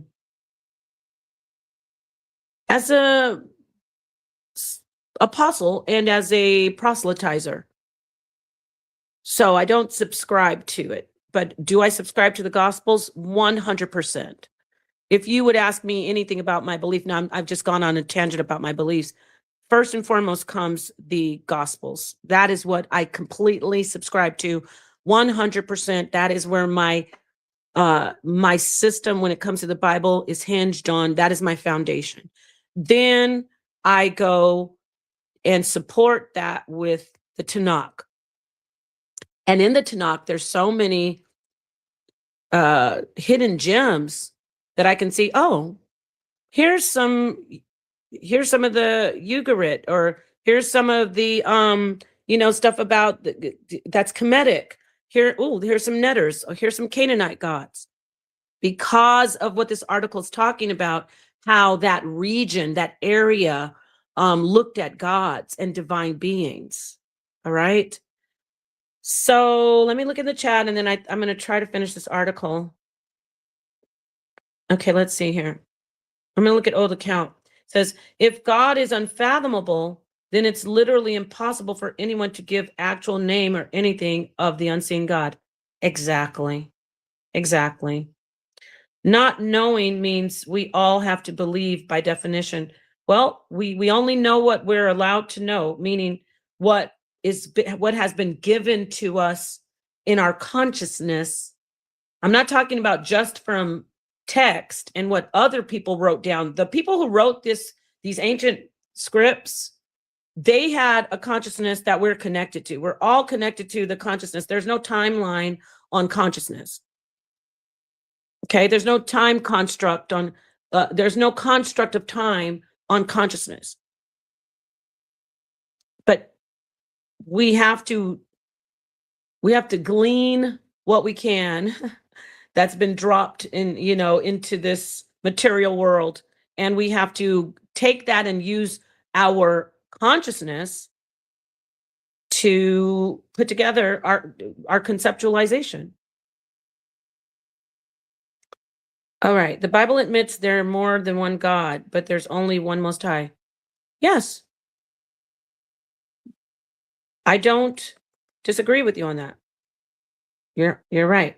So, all right, let me see if I can finish this right here. I know it's a lot, but I did want to read it because it's interesting. So, the author of Psalms 82 deposes the older theology as Israel's deity is called to assume a new role as judge of all the world. Yet at the same time, Psalms 82, like Deuteronomy 32, 8, 9, preserves the outline of the older theology it is rejecting. From the perspective of this older theology, Yahweh did not belong to the top tier of the pantheon. Instead, in early Israel, the God of Israel apparently belonged to the second tier of the pantheon. He was not a presider God, but one of his sons. Accordingly, what is at work is not a loss of the second tier of a pantheon headed by Yahweh. Instead, the collapse of the first tier and the second tiers in the early Israelite pantheon likely was caused by identification of El, the head of this pantheon, with Yahweh, a member of the second tier.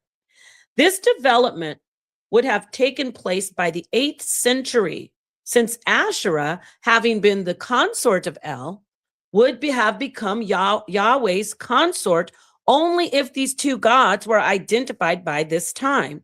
Indeed, it is evident from texts such as Isaiah's vision of Yahweh, surrounded by the seraphim. That's Isaiah 6. And especially the prophetic vision of the divine council seen in 1 Kings 22:19, that Yahweh assumed the position of presider by this time. Indeed, prior to the 8th century, such as a world theology suited the historical circumstances in Israel very well. See? So there's a divine council, and it's represented all through the Bible. In the world order, there were many nations, and each had its own patron god. Doesn't the scripture say don't worship those other gods of the other nations? The scripture, Torah literally says that. Do not worship the gods of other nations.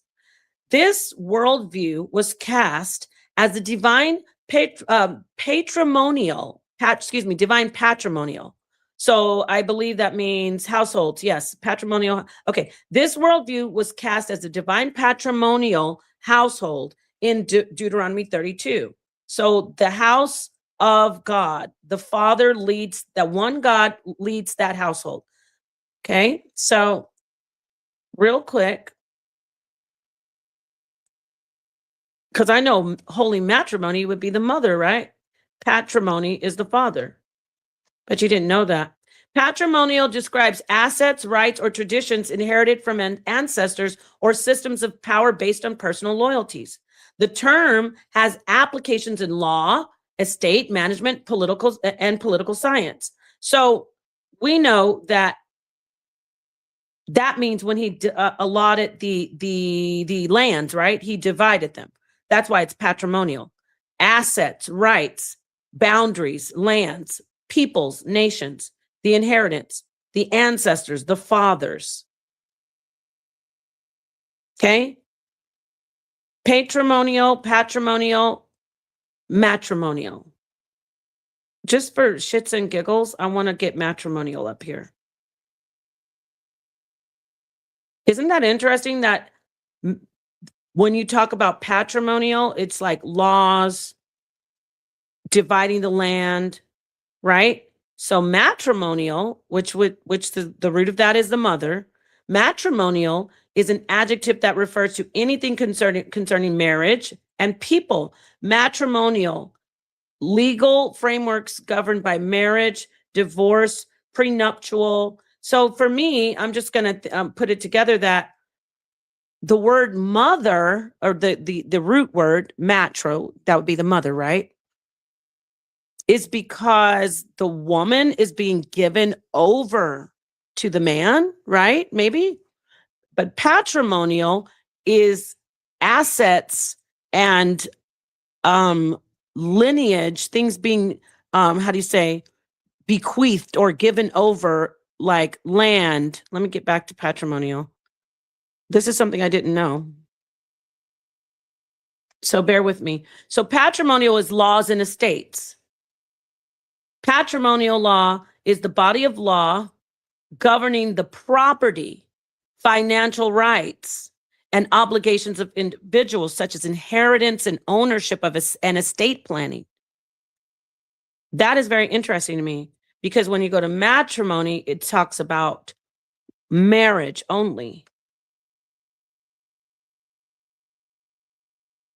Because patra would be father and matra would be mother. Anyway, I kind of went off because that's something that I just learned myself. Let me look in the chat. Maybe somebody has something to say about that. I don't know.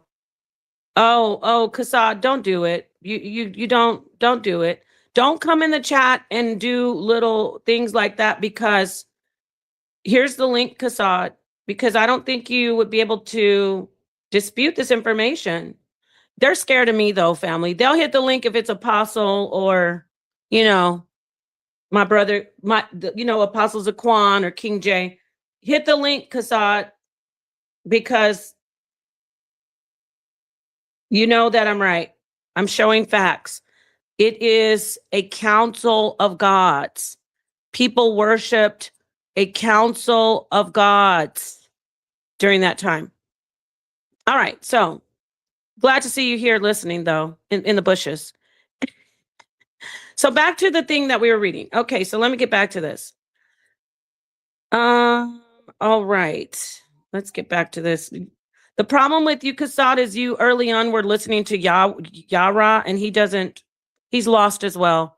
So you were learning a lot from him, and you can undo it by doing your research and seeing that it's a divine council. It's Elohim. And this isn't a diss. I mean, I'm just talking about information. I'm not talking about anybody. Everybody's just doing their work. They're scholars. They're learning. They're doing their research. But I guess they're skipping over this information right here, right? When you don't want to see it, you have to try to take your blinders off when you have cognitive dissonance.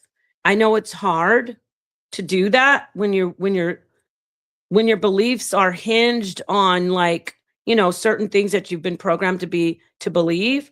But these are the facts. This development would, anyway, so I did some research on that. I just wanted to, because I wanted to get some information more on patrimonial. And I did. It's very interesting. I got to look into that too a little bit more, like as far as the Bible goes, because it makes me think about how they say, you know, the seed of the father, the inheritance of the land for the sons. All right, so where was I? This development would have taken place by the 8th century, since Asherah, having been the consort of El, would have become Yahweh's consort only if these two gods were identified by this time. And that's another thing I want to say. Kazad, you'll be over there on that other debate channel with those, all those debaters on that channel are weak. I'm not naming the channel, except for I saw Juju over there, but I don't be seeing anybody who really is on the level of the people in the HOK.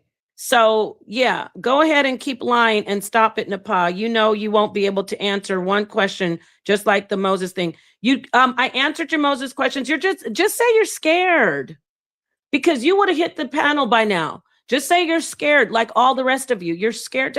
I'm not worried about it, because I'm doing this for people. I'm teaching. I want this out here.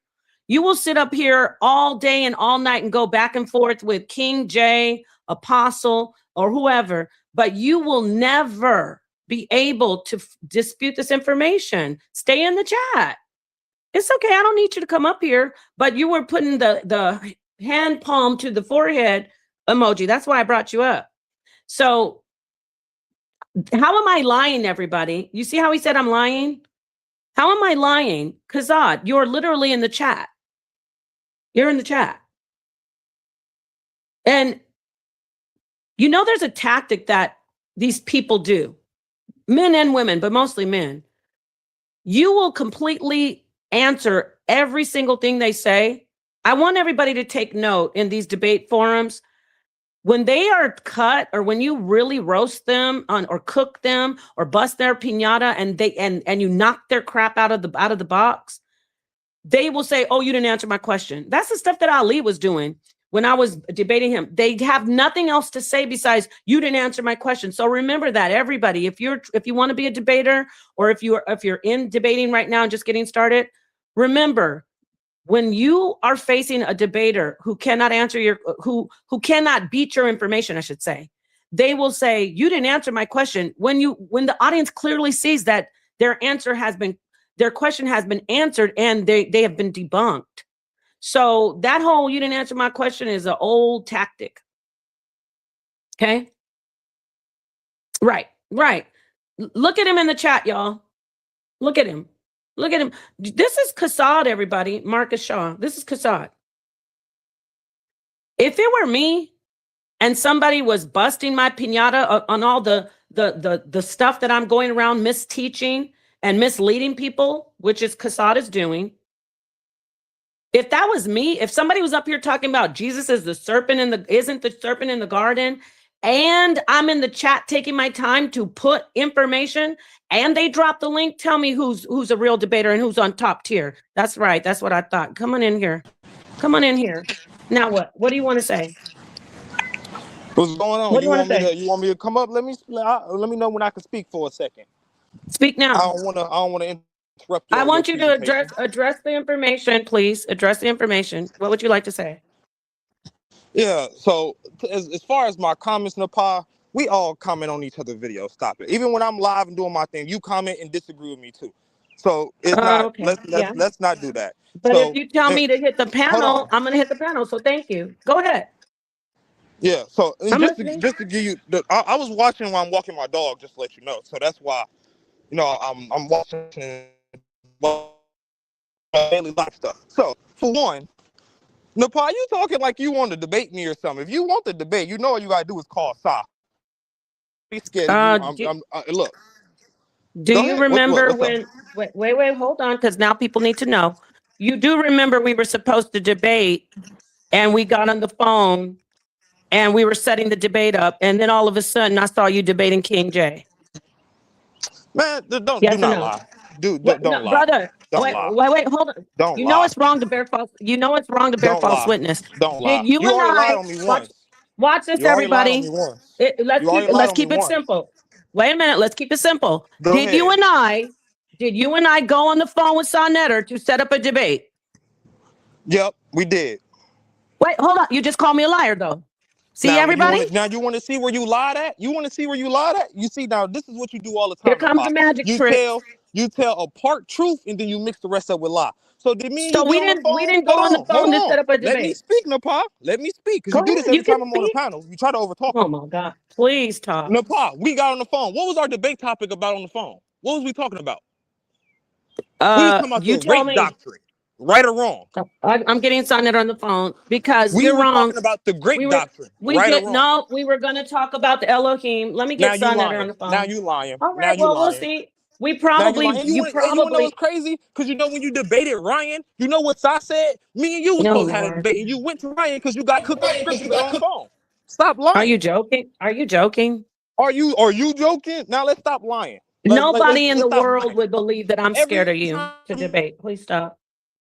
Energy. This man is hilarious. You don't want the smoke, Napa. You didn't want the smoke. I don't want to debate That's why you ran to Ryan and debated him. You don't want the smoke on the Moses thing. That's why you ain't never give me back. And we never even agreed on debating L. You lying now. So and then you said I learned from Yara. No. We didn't agree on a debate. We didn't. So stop lying. Hold on. So stop lying, sir. Calm down. We didn't agree on a debate because it was similar to how you're acting now, and it got wild, and then we had to get off the phone. So yeah, you now, lying again. You lying again. Hold on. Are you trying to assert or imply that I'm scared to debate you? Do you want the smoke? Yes or no? We don't got to play around. Do you want the smoke? I am the boo-boo. I am the smoke. Well, then puff it up. Set it up. That's it. That's simple. Let's do. Okay, which one would you like to get beat up on? We can get in the Moses one. That's the one you do. Is that? That's the safest one for you because you named rape doctrine. Man, get the crap out of here, bro. You already ran and debated and debated already. Why am I gonna try to debate on something you already debated with somebody else? Exactly. Y'all heard him. Y'all heard him, right? So he's scared to debate that. So you're scared to debate that. What about what I'm talking about right here? You were the one. This is what's on the table. Why you want to eat some leftovers? This on the table right here. Napa, you cut out. Napa, just let you know. I didn't hear nothing you said. Okay, I said. Repeat what you said. Why? I said, sir, my brother. Why I'm cut? It's you that's cutting out. It's your connection. Wherever you're walking your dog. That's my bad then. That's my bad. All right, listen. We can debate what I'm talking about right here about the Elohim being a divine council. Are you done? Cricket. What's my position on the Elohim? What's my position on Elohim? Let's see if you know what you're talking about. No, sir. I don't follow you like that. You have to let us know what your position is. Okay. So you just said that Yahweh's merged with El. You want to debate that? Oh, see how y'all saw that, right? That's called the two-step sidestep. You're in the chat. You're in the chat. Wait. Hold on. Exactly. Hold on. I'm teaching right now. I'll debate you on anything. First off, I'll debate you on anything, but I want to point out everybody. He's scared of this. Moses. Brother, are we having a delay? Are we having a delay? I'm not ducking anything.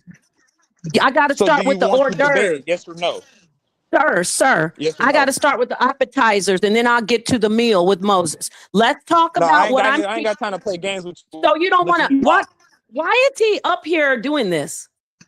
You didn't lie like 4 times since we didn't already start speaking. Wait a minute, Kassan. I didn't lie about debate. Oh my God, are you delayed right now? Because you're talking over me right now. Hold on, Kassan. You came into the chat right here, right now, and put a face palm emoji when I'm teaching this information. Do you disagree with this information? Now, are you going to let me speak and actually pay attention to what I'm saying? I put a face in the chat, my head down, when you were talking about El and Yahweh being merged. That's why I disagree with you at. The same way how you ducked this Moses smoke, talking about what are you talking about here? There is nothing in the scripture that says Moses' mom was an Egyptian. You ducked the smoke on that. So do you want to debate yes or no? It's that simple. I will debate you. Hold on. You keep pushing the doctrine that Yahweh was merged. Israelites have polytheistic origin. You falsely quoting scriptures. You falsely giving breakdown of scriptures. You falsely quote these hypotheses from scholars. So do you want to debate it? Yes or no? It's that simple. Okay. Now calm down. Nobody. No, you're not. You just talked. You said a lot. Nobody falsely quoted anything. I read verbatim what scholars say. I want you to tell me right now, I'll take a debate on anything. How is that incorrect that El Elyon was the top god before Yahweh was the top god? How is that incorrect? You want to know how that's incorrect? Yeah, I want to know. Elyon isn't even a deity. What are you talking about? Oh, it's a title. You want? Is that do what you want to debate? go Yes with or that? no? How Wait, you wait, ask no. me something and It's then you not a don't want to deity. debate? Wait. So Do you want to wait. debate? So Tell me listen, what. Tell me I what said text. I'm gonna debate you. I already said I'll debate you. You asked me So a stop question. trying You asked me to. a question. Why Now can't I ask you questions? I got Why one can't I ask you question. questions? I got one question. What text does it says El Elyon is a god? I'll wait. All right, in the Bible, the title El Elyon is the God of Israel before Yahweh is named. Now let's get Did you to just call El. it a title? Did you just call it a title? That is the God's name. You Just like said Yahweh it is was a a title. title. Hey, You said sir. it was a title. Yeah, and guess what? And Yahweh. Let's debate. Why don't you let me talk? This is wild. This is what I meant about the phone call. Yahweh is also a title. It's a name of a God. Stop. Yahweh is not the original name, meaning Yahweh is a God before it's a God of Israel. You can see the Shasu use that name. Now you're going to tell us that the title God, Yahweh, is not from the Shasu? You done giving me your doctrine? Do you want to No, debate? answer my question. Answer my question. Is Give me your Yahweh, doctrine. sir, Give me a debate. Give me a notice debate. he doesn't answer my question, y'all. I'm going to ask you again. No, you didn't. Is Yahweh from the Shasu? Does it predate Israel? Is it from the Shasu? No, we have a Yahweh inscription before the Shasu. So what are you talking about? Oh, thank you. So is it before Israel? No, it is Israel. What are you talking about? So do you want to debate? Now, how many more questions I got to answer before you do the debate? You're misleading. So you're misleading. The answer is, the answer is yes, it is, y'all. So you're going to debate? You're going to debunk me in a debate, right? The title Yahweh. You're not listen. First off, you're gonna address everything that I want to address. I'm not King J. You're going to debunk me in a debate, right? I'm not King J. Hey, check it out. I'm not King J. No? I'm not, and I love King J. Meaning you don't run anything over here. Do you want to debate? You're going to debate me. You scared right now. I already said yes right now. I said yes 1,000 times. Are you okay? Okay, so let's set the title. Hey. Is El and Why Yahweh merged? Why are you always so hyper? Like, No, why? I'm not gonna keep sitting up here playing with you, man. You hit the panel. Hey, you hit the panel. You didn't say a damn thing. You didn't answer one question.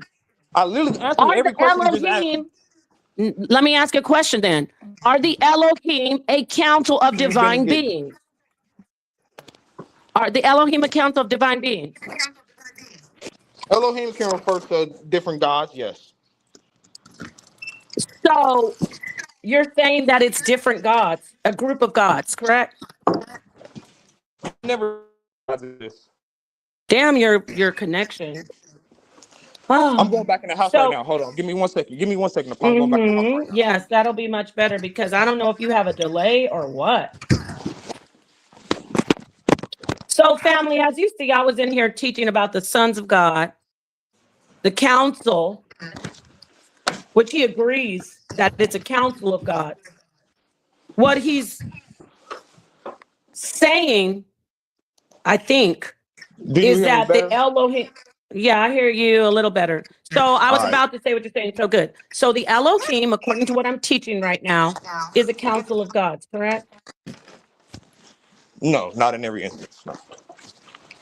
Now it's not. Okay, you're going to have to get situated because... So it's not a council of God. Did you just hear what you said? You said the Elohim. I said not in every instance, Elohim is referring to a council. I said Elohim can refer to multiple gods. Never denied that. The Bible even tells you don't worship other gods. You keep want to reference the Bible and then mix history and mix biblical scriptures. So once again, do you hold on? No, I'm not done. you're not I'm gonna almost do finished with my that. No, statement. you hold I'm on. finishing my statement. You just lied on me, I though. am finishing my statement. You're not gonna keep on sitting up here talking about I lied. You ain't lied. You lied the whole time that I've been listening to you. Oh my I God! learned, Say what you need to I say, lied. So I please. learned from Yara. You Please bearing false witness. say what you need to I say, learned from please. Yara. You bearing false witness. Please say what you need to We say. supposed to debate L. You bearing false witness. Me and you was supposed to debate the rape doctrine. That's what you and Sai called me on. Okay, whatever. So no, ain't no You whatever. said Now we you weren't. getting caught out on your lies. Now you don't You're want to address it. lying. Now you don't want to Listen. address it. Ain't no pie. You Just were set the in debate the up. brother. Just What set are the you debate up. doing? Why are you talking about all kinds of other stuff? Getting away from this. The more you talk, I Napad, still you can not go finna back to the keep on point. just talking over me like I'm not saying something to you, and you're How not am finna I keep doing talking? that. I'm talking. I literally said I'm finna finish my statement, and you start talking over me. Do you wonder why I'm getting frustrated? I'm not finna keep going back and forth with you. I asked you your question. Say what you You need to obviously, say. No, I'm gonna get don't back know to nothing what I about the was saying. Bible. All right. You obviously don't know nothing about the Bible. So do you want to debate me on the origin of whatever you want to call it, Yahweh and polytheism, Yahweh and El? Because all you keep doing is you keep trying to merge Ugaritic text, Ugaritic culture, and other Canaanite cultures with Israelite culture. And I'm telling you that's wrong and that's false. So let's do it. That's simple. The whatever council you want to try to make the Bible council to be is not the same thing in Ugaritic. Let's set it up. El and any other kind of definition you try to connect to Ugaritic does not work in the Bible. Let's set it up. You keep sitting up here playing and you know my position. I don't believe nothing about no El and Yahweh merge, none of that stuff. I don't believe none about no Ugaritic council is the same council in the Bible. So you asking me these questions, you already know my answer. The answer is hell no. So once again, do you want to debate me? Yes or no? It's that simple. If yes, call silence, set the topic, and set it up. I'm not going to keep sitting up here playing with you and talking over you when you're talking over me. We do this shit too often, the pie, and then you duck. Then I got to babysit you. So let's do this shit. Let's stop playing. Are you done? Are you finished? I need to know. Now you're quiet? That's weird. Okay. I guess you're going to just talk when I talk. As you see, he came in here talking crazy, wild as ever, as usual. Nobody's afraid to debate Kassad. Kassad came in while I'm teaching that the Elohim, the sons of God, are a council of many gods. And he put a face palm emoji in the chat. I said, come up here and dispute this information. He got up here and fair enough, he said he doesn't like that I mentioned, I didn't even mention it. I read from the article that there was a collapsing of El Elyon into Yahweh in the pantheon, in the tier. He jumped up here talking about, you're scared to debate me. You're scared to debate me. I asked him, are you disputing the information that I'm teaching? See, I have to clear it all up, y'all. I'm sorry about that. I have to clear it up. He was all over the place. I said, are you disputing that the Elohim is a council of many gods? He says, sometimes they are, sometimes they're not. Then he goes straight back into, you're scared to debate me that El Elyon is not the God of Israel or whatever he's saying. Nobody's scared to debate you on that. But I'm going to have you debate me this information as well. You get it? You ain't getting in here in your little safety net that you've been rubbing elbows with Yara and learning how to finagle your way through and lie about the Ugarit. You're going to also debate me that Genesis chapter 1-3, is that a council of gods? And I will definitely add in the information about the Ugaritic text.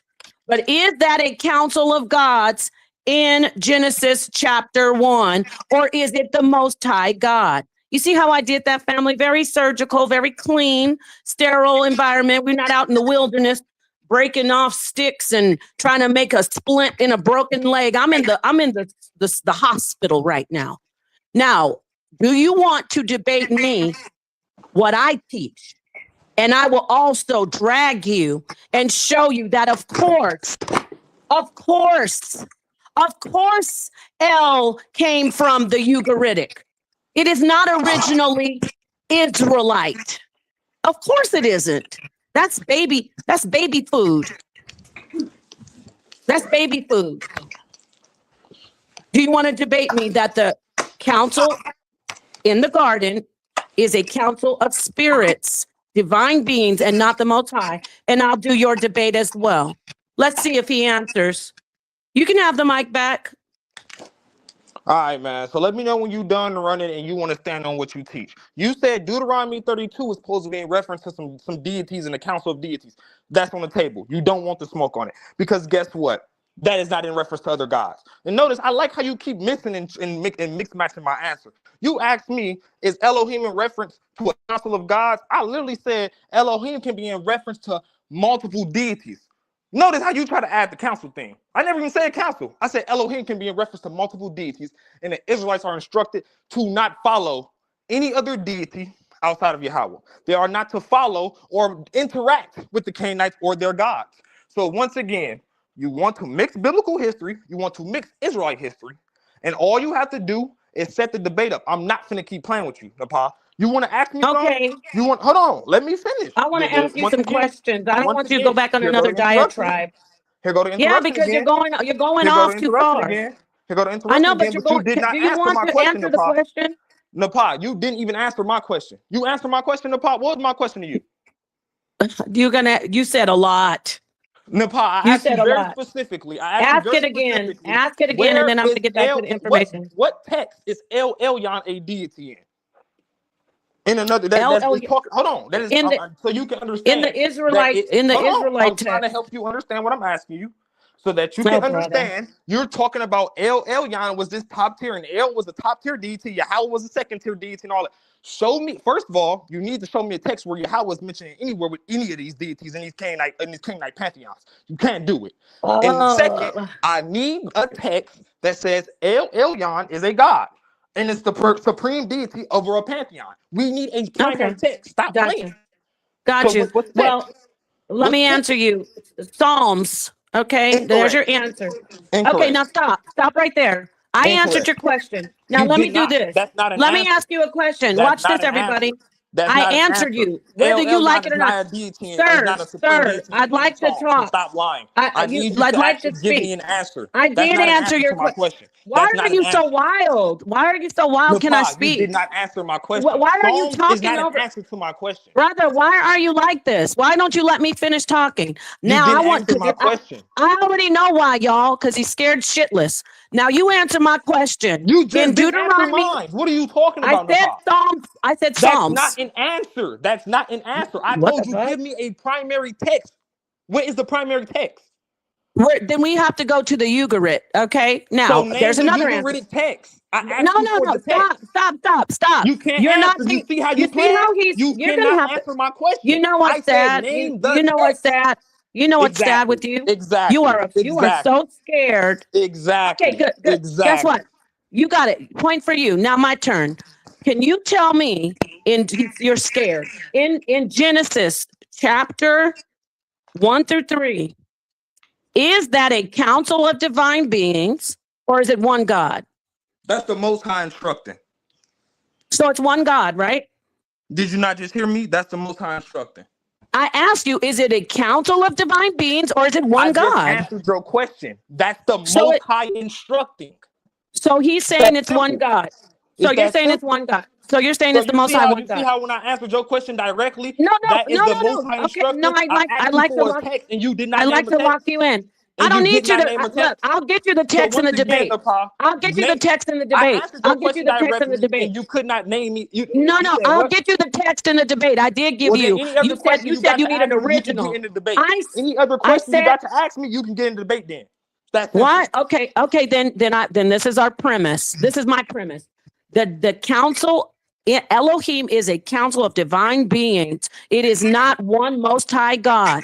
Your position is that it's one Most High God. I am going to drag you where you need to be in a debate, and I will also show you that council. Hey, let me finish. And I will also show you that council is referred to in the Bible in Psalms and other places where they are the Elohim, and I will refer back to the Ugaritic text and assert that they are referring to A pantheon of God.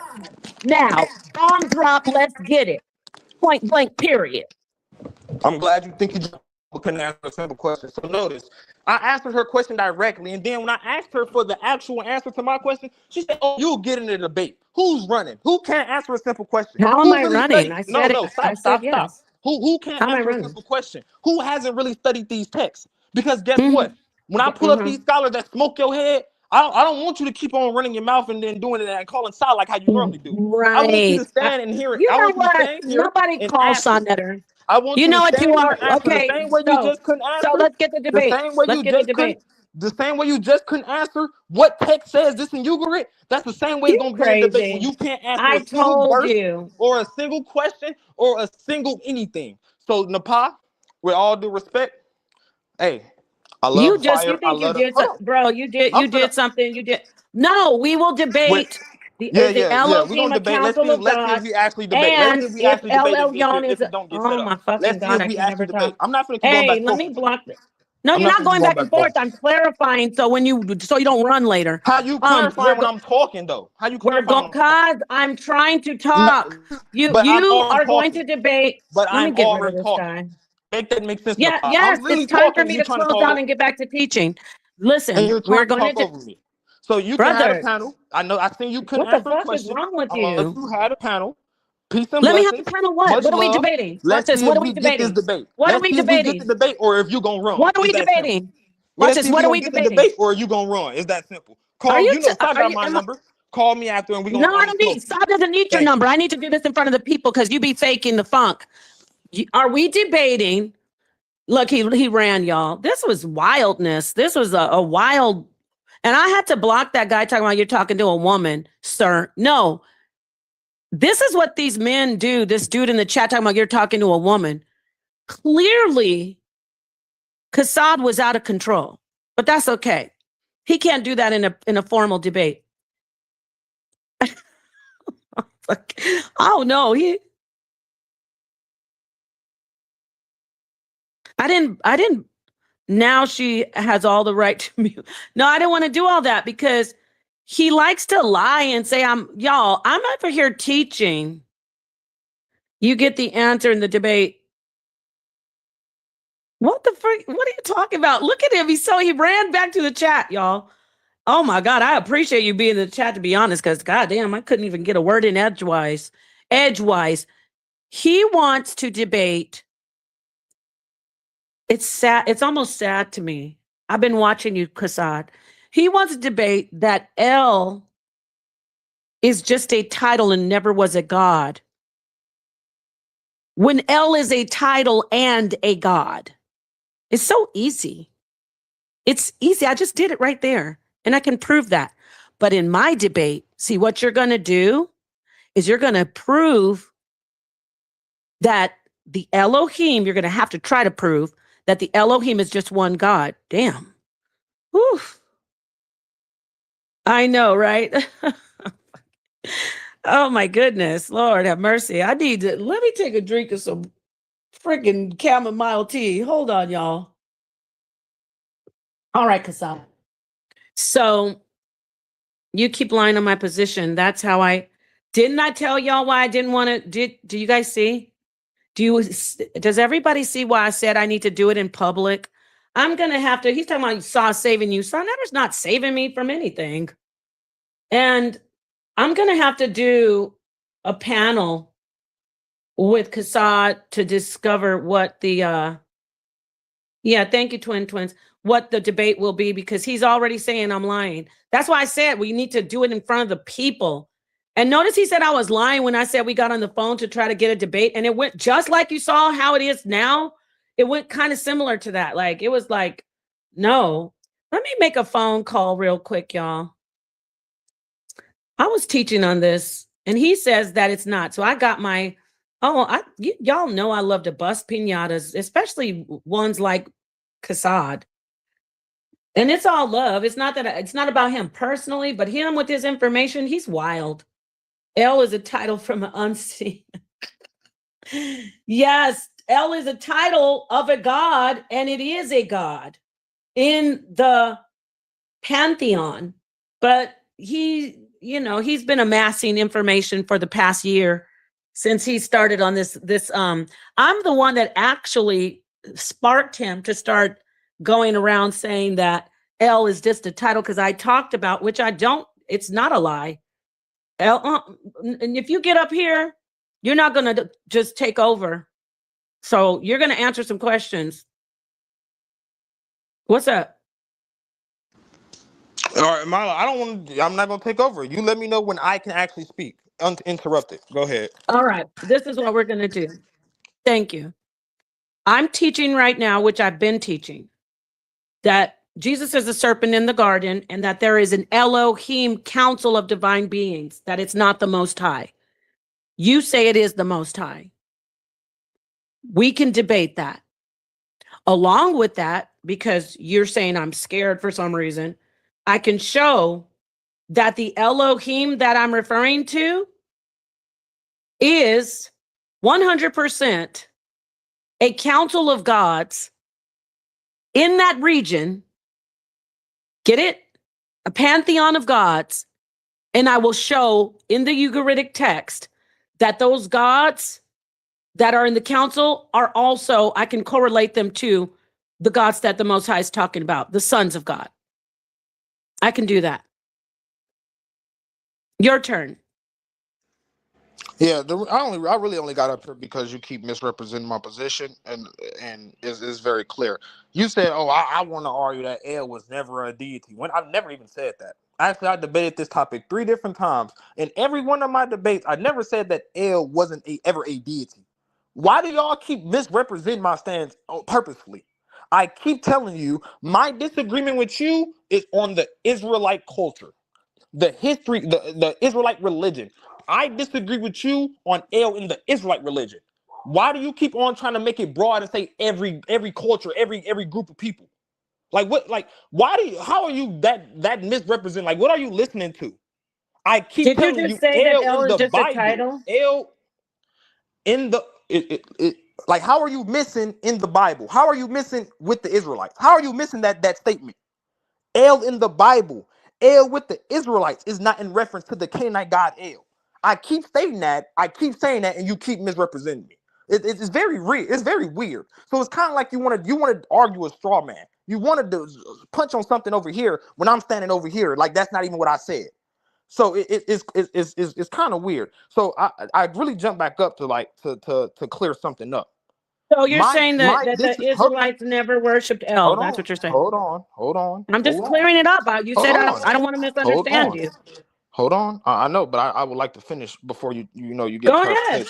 But I want to make sure I get all the points. So you keep saying I disagree with you. I don't even think you know where I disagree with you at. I told you, you've mentioned Deuteronomy 32. That's supposed to be talking about the council of gods, and El is supposed to be merged with Yahweh. I disagree with that. Stop right there. Stop.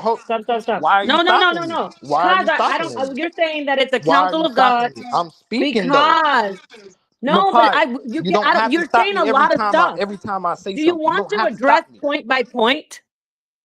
Napa, I don't get to address you point by point. I have to listen and wait for you to finish your whole you just want to say a bunch of stuff and leave. So okay, go ahead. Finish my whole statement. Why do I gotta let you finish your whole statement? Make sense. No. If you want to just still be misunderstood, go ahead and say everything all at once. Go ahead. It's cool. I don't want to keep going back and forth with you, Napa. I mean, because you just said that I don't.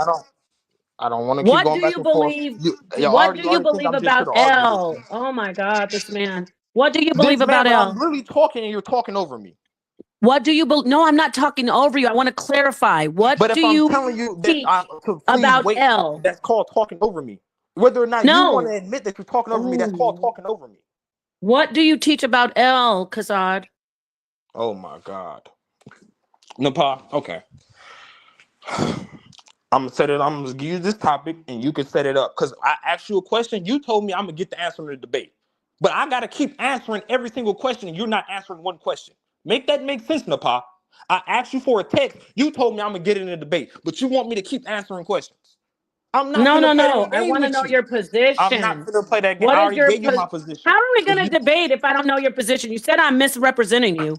What is your position? And every time I'm telling you my position, you start interrupting again. El in the Bible is not in reference to a Canaanite god. El in the Bible is not in reference to a whole separate a deity that you want to connect with. You agree, whatever other culture you want to connect it to. That is you're trying to merge two different cultures, two different texts that are contemporary with each other. They're at the same time of each other. And some of these texts are even older than the ones that you agree. Like, we got to stop sitting here playing, man. So you want my position, you want my debate. I'm saying that you're lying on the Israelite religion. I'm saying you're lying on the Israelite history when it comes to El and all this council nonsense and the merging and all this stuff. And you pulled up certain verses that I personally disagree with, such as Deuteronomy 32. Notice that you're not mentioning the council of God is supposed to be in Deuteronomy 32, which is what I keep on mentioning that you're wrong about. You want to go and jump to something else. You want to jump to Genesis, and I'm talking about Deuteronomy 32, what you quoted. So once again, sir. Deuteronomy 32 is what?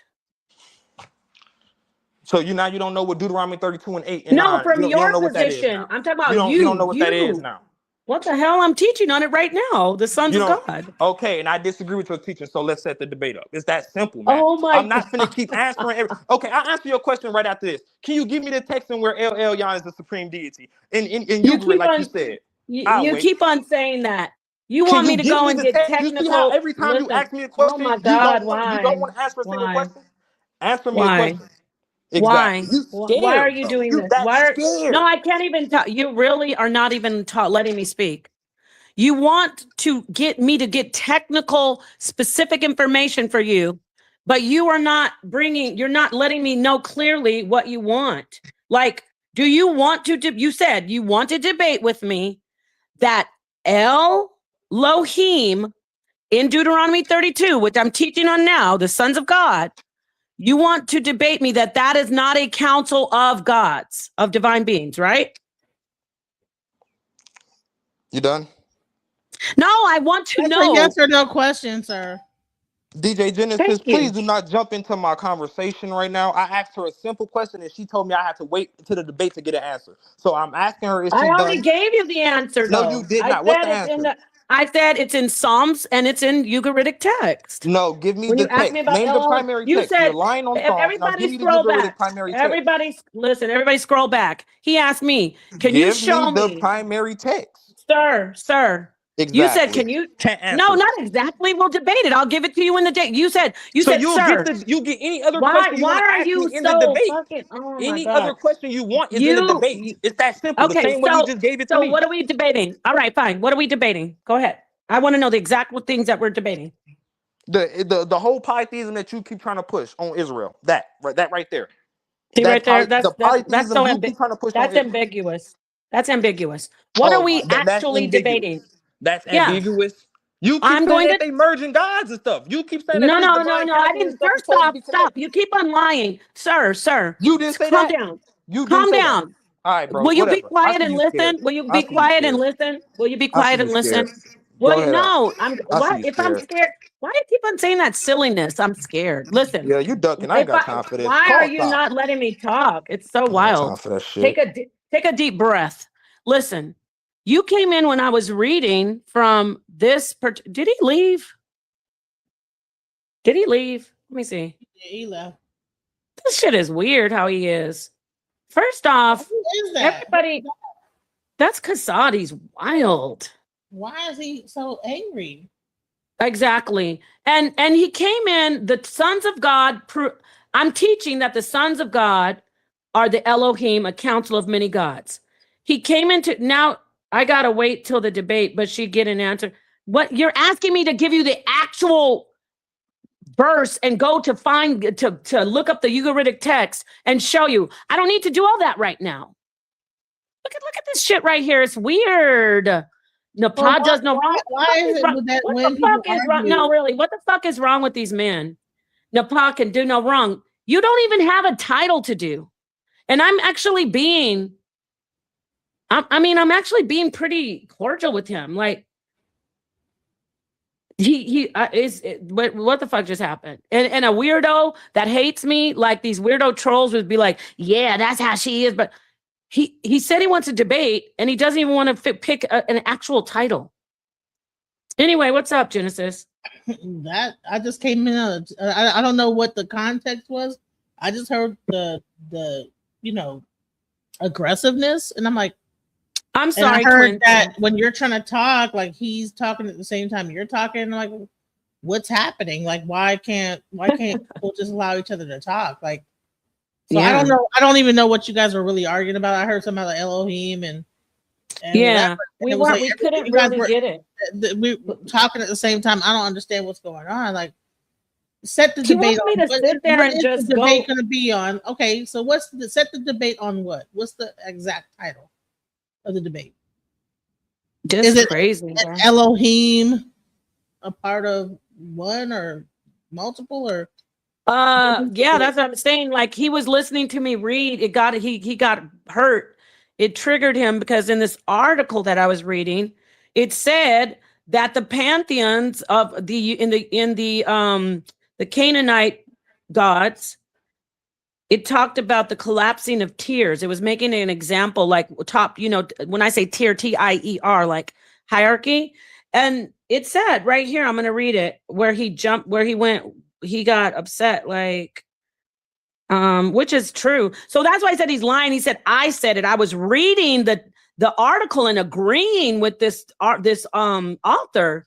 Mark Smith, in his book, The Origins of Biblical Monotheism, works to illustrate the Semitic people of times that the Old Testament books were written, believed in a pantheon of gods. That bothers him, that everybody knows that. He wants it to be like, oh, just the Israelites believed in one God.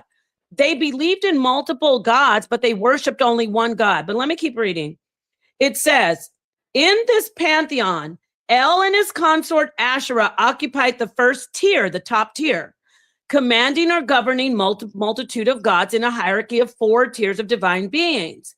The second tier was inhabited by the children of El and his consort and were called the sons of God. A third tier comprised of craftsmen or artisan deities is found underneath the subservient to the sons of God, but poorly represented in Ugaritic text and not well attested in Hebrew Bible. Smith cites Kothar Wahasis as an example of the third level deities in the Ugaritic pantheon. Kothar is a maker of gadgets and weapons for Baal, kind of like the character Alfred does with Batman. The fourth tier of the divine beings act as messengers for gods, servants of the gods who occupy the first tier. So the messengers for the gods are the angels. And I'm using this information to give a broader look at why I'm saying the Elohim are a council of gods, right? He came in the chat with a face palm and was like, saying that the information that I'm presenting is incorrect when it's not, because I'm showing. So what was his stance? What was his stance? Like his stance is that the Elohim in the Elohim in Genesis chapter 1-3 is not a council of divine beings, that is one most high God. And he goes around misleading people, saying that the Israelites never worshipped the God of Canaan, El, that they never worshiped that God. So but why do all the Hebrew Israelites will call themselves such and such El? Exactly. If they don't worship that as God, then why do they call themselves such and such El? Blah blah blah El. I mean, there's so many like Hebrew Israelites that will put that as their last name. What is the purpose of that? So why is there even El involved like that if that's not something that's revered and worshipped? Right. He'll say, this is what he'll say, because he learned this from Yara. And I don't give a damn if people say don't say Yara's name. I'm going to say it because Yara's a teacher and he learned it from Yara, because Yara's very misleading as well. And not just Yara, but Yara is one of the main people. Because this is what he says, Genesis, that they don't worship that God El. They just took the title El and they use it to represent like a title that means God. Like how we say God, and the word God comes from, I think it's like, it has a Norse origin, but we say God and we don't worship the God of the Norse. We don't worship the God Norse, the Norse God, get it? Like we don't worship Odin and all them. But the word God came from their pantheon, so to speak, And now we use it and we say God, but we're talking about a God of Israel. Get it? But so in Semitic, doesn't it exactly translate to God or deity or the mighty one? Isn't the word El actual? Yeah, I mean, in English, we can say it's a title of like the supreme one, but in like Semitic, it's God, deity, mighty one, right? Supreme God, deity. It means right? Mighty one. It means a governor, judge, mighty one. Yeah, El. It means right. God. So what does El Shaddai mean? The God of God the Most Almighty. High God. God Almighty. Yeah, the Most High God. Elion. God means Most High. Right. So so why would they then be arguing whether or not El is what is the argument here? What is he saying? He's saying he wants to make it like look, shit. I'm trying to get what he's saying in pieces. I feel like I'm trying to figure out what's going on with the Ugaritic. I mean, with the Septuagint and the Masoretic text. And now I'm trying to figure out what Qasad is saying. So let me take a shot at it. Qasad is saying that the Israelites never worshipped any of the gods of that pantheon. They never worshipped El. They never worshipped Asherah. They never worshipped any of those gods. That's what he's saying, which is a lie. So the Israelites never worship El. Yeah, he's saying that they once they became a once they started practicing monolatry, because they don't practice monotheism, but they say they do, but they don't. Once they started practicing monolatry, meaning acknowledging and worshiping one God, but knowing that there are other gods, once they started doing that, they never thought of El as the God of Canaan. But we already know that part. But I'm going to assert that they were worshiping those other gods. If he wants to get the smoke, I want to bust his head open right now. Not literally, but I'm talking about scholastically. Because he has a smart ass mouth. I like one thing I don't mind. I don't even care if he's saying I'm lying. When he starts saying Sonetter's protecting me and this is what, nobody protects me at all. He protects you. He doesn't want me to hurt your feelings and beat you up on information. You saw what happened to Ryan's lousy ass. I beat him so bad in that debate. He disappeared and cried and said that I tricked him. I gave him my premise. And my premise is this, Qasad. The Elohim is a council of God, of divine beings, and they are the sons of the Most High God. And they are present in Genesis chapter 1 and 3, specifically. They're present throughout the Bible, but specifically in that text. And I will show you, since you want to play, that the sons of God are originally in the Ugaritic text. You don't want this smoke. See how clear I am, Genesis? Mm-hmm. He's all over the place. Well, I think that the conversation could still be had without like him like just getting so like beefy with you. Like just chill out, bro.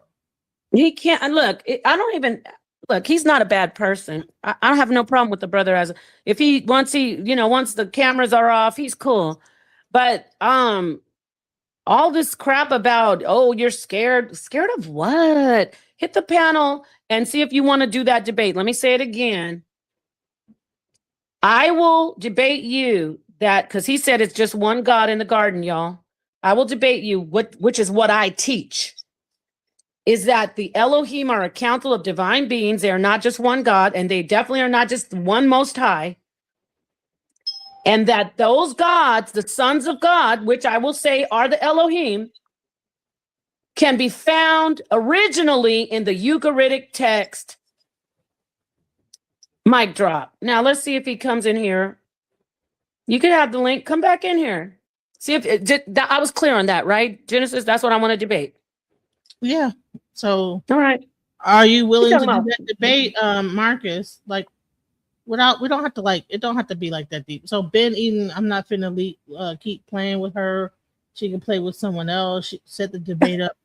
Okay, so what is the title of the debate? You have to come back up here and make the title. Marcus, chill. It's all good. Just relax. He wants me to go. He wants me to go grab a bunch. See, he thinks I'm Marcus. I've been debating when you were in fucking high school, bro. Let me tell you something. I'm not gonna go get shit for you. I'll get it in the debate. And like I said, I love King J. And the reason I said King J is because you be bullying him around, telling him to go get it. I'm not getting a damn thing. I'm up here doing a lesson, and you can't even address it. I'm doing a lesson, Genesis. Notice this, everybody. Like I said, I'm a seasoned debater. He doesn't want to address what I'm actually teaching with the information right here. He wants me to go pull up some stuff that he already called. You know how you do a rap battle, Genesis, and you pretend you freestyling, but you done memorize the rap? You know? Right. Like, and then the pancakes jumping out the skillet today. I know nobody's gonna be okay. All right, I'm gonna go up in there. I'm gonna pretend that I knew that. Nigga, if you don't get your ass in here and address this fresh, address what's on the table right here. I'm not gonna go and get shit that you already queued up. And no, I know what's going on. You want to hit the yeah, and that's when then I'm gonna act like I said, have you ever went over a friend's house? Oh, that's fresh. No, that's not fresh. You rehearsed that shit. I'm not grabbing anything that you rehearsed, boy. Get in here and address this freestyle. Address this freestyle. Can't. Can't, as the Haitians say, the Haitian mother and the aunties. Can't. You can't address it because you're the one who's scared. Get up in here and show us that the Elohim are not a you heard it say they're not a council of God, right, y'all? Let's see. Come on in here. You won't. Come in here. See, that's the thing with men and like their whole like, don't interrupt me. I'm talking, so you gotta like be quiet when they speak so that they don't lose their thought. See, what happens is that a lot of men are ADHD. So when you talk over them, they lose their place in their mind. And so if you ask a question in the middle of what they're saying, they lose their space because a lot of people are ADHD. And then the moment that you ask, if you say anything in between what they're saying, it drives them crazy because now they lost their space in mind. That's what it is. Right. And not all men, the brother made it clear. He said right here, because I said, boy, now I'm a boy, but if I go at her, it's a problem. Call me a girl. You want to come in and call me all kinds of hoes and bitches? See, that's the problem with certain men like you. If I call you a boy, come in here and call me a girl. You don't want to do that, huh? Okay. Well, I just want to come here and show some support. I know what's going on. But you know what? And I'm not calling him boy anymore. I said boy because he's getting on my nerves. But all right. You want me to call you sir and gentleman? You're not acting like one. You're acting wild. So let's get the debate. I'm not calling you out of your name. All right, fine. You don't want to be called boy. Get over that. Stop trying to find little shit. This is wild. I was doing a great lesson and he came in here. Yeah, call me Napa. All right, Kassad. Listen, Kassad, we're going to debate. Thank you, Genesis, for coming in. I appreciate you hitting the panel and bringing some mediation somewhat. Listen, we're going to debate. I'm going to get back to reading this information. But I don't know. Essential vitamins? I don't know. I do not know. All I know is he is not addressing the lesson that I'm doing. He did say that it's only one God. So, okay. Let me get back to this. I already finished that article, so I'm going to stop sharing. And let's get to the Dead Sea Scrolls. Now, this is the translated version. Of course, it's going to be in English, but it's going to show you can find someone else to play. What the fuck? I'm doing the lesson. I don't see your name anywhere in this title. Does anybody see his name in this title? The sons of God prove there is. I said the sons of God prove that there is a council of many gods, aka Elohim. This is Okay, this is let me read what the brother Rakib L said.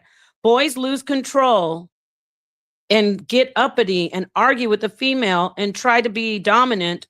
Be a man, hold it together. Don't need to ramble with such emotions. Thank you. I mean, I wasn't even trying to call him a boy. I just said, boy, like, boy, please. And like, you know, like there's a little skit where you see Soldier Boy said, boy, if you don't sit your little, like I wasn't calling him a boy, like, hey, boy. I'm not massa. I'm actually just, sorry, you're not a boy. I retract that. However, what you're doing though is you're ducking. You're ducking. You're lying on the verse of Deuteronomy 32. I directly challenge you on polytheistic origin. Okay, yeah, that's what we'll debate. Let me see what Arius, peace, Arius Sims. Hello, peace. It's nice to talk to you again. Fire show. You are. I think you're correct. Thank you. Yeah. From my studies, from what I've been studying, like, I've been studying like the Hebrew, and I've been studying like the Ethiopic text and the Enochian text, like for second and third Enoch, and even the when you read like some of the New Age, like the Kabbalah and the Zohar. I think you're on point. I think you're on point. And I appreciate you. This is a brother. I don't tell this brother what to say. I mean, he's doing his research.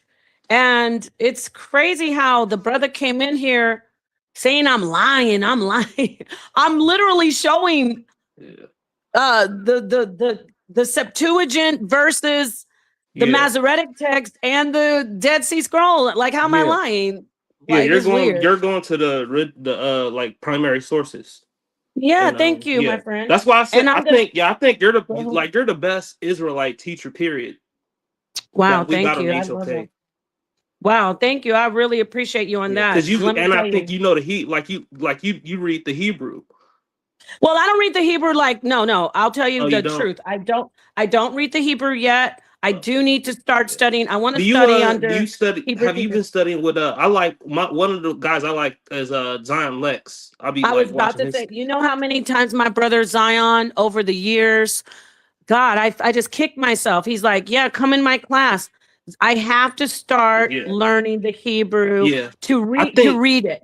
Yeah. In my opinion, I think Divine Prospect and Zion Lex are probably the top Hebrew teachers. Yeah, they do. They do very well. Now I can read the somewhat if you say read, like the which people say, oh, it's not Lashawan, but the text from like the original Hebrew, like the Phoenician text. The Paleo. The Paleo Hebrew, yes. Mm-hmm. So that isn't what I want to learn how to read. Definitely, I want to start going to Zion Lexus and Divine Prospects classes on the Hebrew for real. I want to learn that. That's interesting that you said that, because that's who I was just going to say before you even mentioned that. I want to show y'all something. Thank you for hitting the panel area. Yep, I just wanted to come and show you some support. That's all. I appreciate you. And before you go, just to let you know, you got brothers that are actually rocking with you and actually appreciate you. Peace to you. And you know what? You and a lot of other brothers are very supportive, very cool. Sonnetter's in here. I think this is Sonnetter. Yeah, that's Sonnetter. Peace to you, Arius. And you know what? You got to come in and do a presentation. I want you to really sit down and talk to Sonnetter. He would love to talk to you because I've seen you on other channels. Come in and do a presentation. I remember the first time I came in, we was talking about I think like quantum. You said you were going to do a presentation on like quantum physics and stuff like that, metaphysics. Yeah. Yes. So what you think? Oh, I meant to actually. The UFO files dropped, and I know that's one subject you'd be talking about. Oh, you know, we like Nevada, to talk about Arizona, New Mexico. Yeah. Let me Sonnetter, he says you hit the panel, Sonnetter, not you, Arius. Okay. I want you to come in here because Saad is going wild. And he said he's in the back. So Sonnetter, come up here because he's saying you're protecting me. Listen, Arius, it's getting ready to get crazy. I don't know if you wanted to. I'm gonna head out. I just want to come and show support. That's all. Definitely. All love. Thank you so much. I appreciate you so much. Peace, my friend. Peace, my friend. Okay. So Kassad is back. Sonnetter, you might have to come in and mediate and moderate, because Kassad is saying that I'm running from him on a debate. And we already know that's not true. So, Kasad, what do you want to say? I'm showing, by the way, before you start talking, I'm showing the primary source, which is, so people can read it, obviously, in English. I'm showing the Qumran scrolls, the Dead Sea Scrolls, where it was children of God, the sons of God, to be specific. So I just want to show that it's not, but go ahead. What you want to say? What you want to say? Just let me know when I can have the floor uninterrupted. Did you mute me? Did I mute myself? Oh, go ahead. No, I didn't. My bad. Go ahead. What do you want to say about the debate? Yeah, just let me know when I can have the floor uninterrupted. Yeah, you can have the floor uninterrupted. However, you can't just get up here and then leave. You want to do a debate? We need to find out what we're going to debate. So can you talk about what you want to debate, please? I will, but I just want the floor uninterrupted because it seems like have it. It's yours. Because it seems like when I'm talking now. I'm talking now. You hear me? Can I be heard? I'm talking. Can I be heard? Yes, no. I need a quick something. Put a 1 in the chat if you can hear me. I'm talking. Can someone hear me? We hear you. Go ahead. You're tripping. Okay. Go ahead. Okay, because it seems like the moment I start talking, and then you want to talk over me, and now I'm being disrespectful. Now I'm wilding, right? Napa, I gave you my direct challenge. You mentioned in Deuteronomy 32, that's supposed to be in reference to a council of gods. I said it's not. You brought the Dead Sea Scrolls. I'm glad you brought the Dead Sea Scrolls up because guess what? In the debate, we will pull up the Dead Sea Scrolls and we would get the full context of that Deuteronomy 32 chapter. So I'm like, and then it's very simple. You want me to answer you very directly, but yet I asked you a very direct question and you told me I had to wait on the debate. That means any other question that you want to ask me on, you can wait on the debate too. I gave you my premise. You trying to merge the Ugaritic culture and all the polytheistic culture and merge it. I disagree with that. I disagree on your stance in Deuteronomy 32. I disagree with the history that you're trying to push, that Yahweh and El of the Canaanite God stuff was merged, and that the Israelites merged this culture with the. I disagree with that. You know my premise. I've stated my premise several times.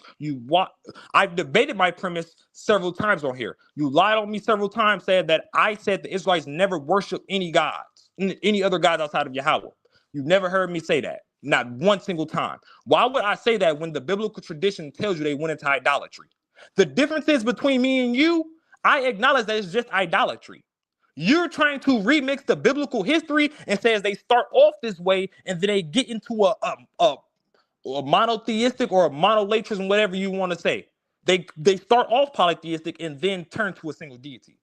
I told you I disagree with that. I challenge you on that, and you want to run around in a circle and talk about something totally and talk about what color is this and is the God in Genesis this.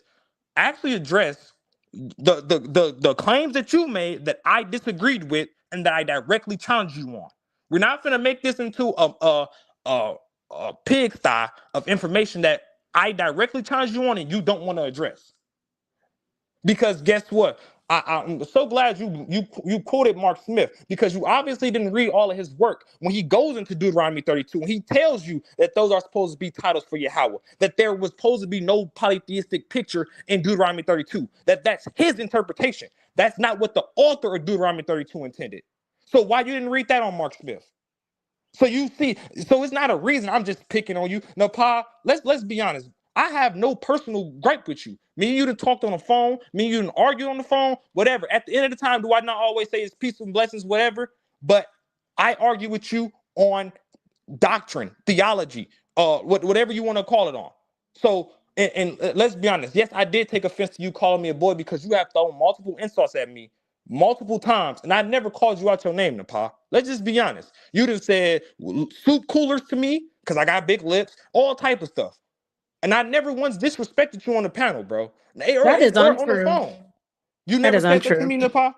You never I say that to Sonetter. I say that to everybody. It has nothing to do with your lips, sir. I never did that. I never. In fact, let me tell you something, Kassad. Hold on. Kassad, listen to me. Go ahead. I never talked about your look. No, listen. You're a very good-looking young man. You're lying. people try to talk about you because they get mad at you. I don't be talking about your lips. You're lying. I say soup coolers to my children because that's from my family. I say that to Sonetter. He will attest to that.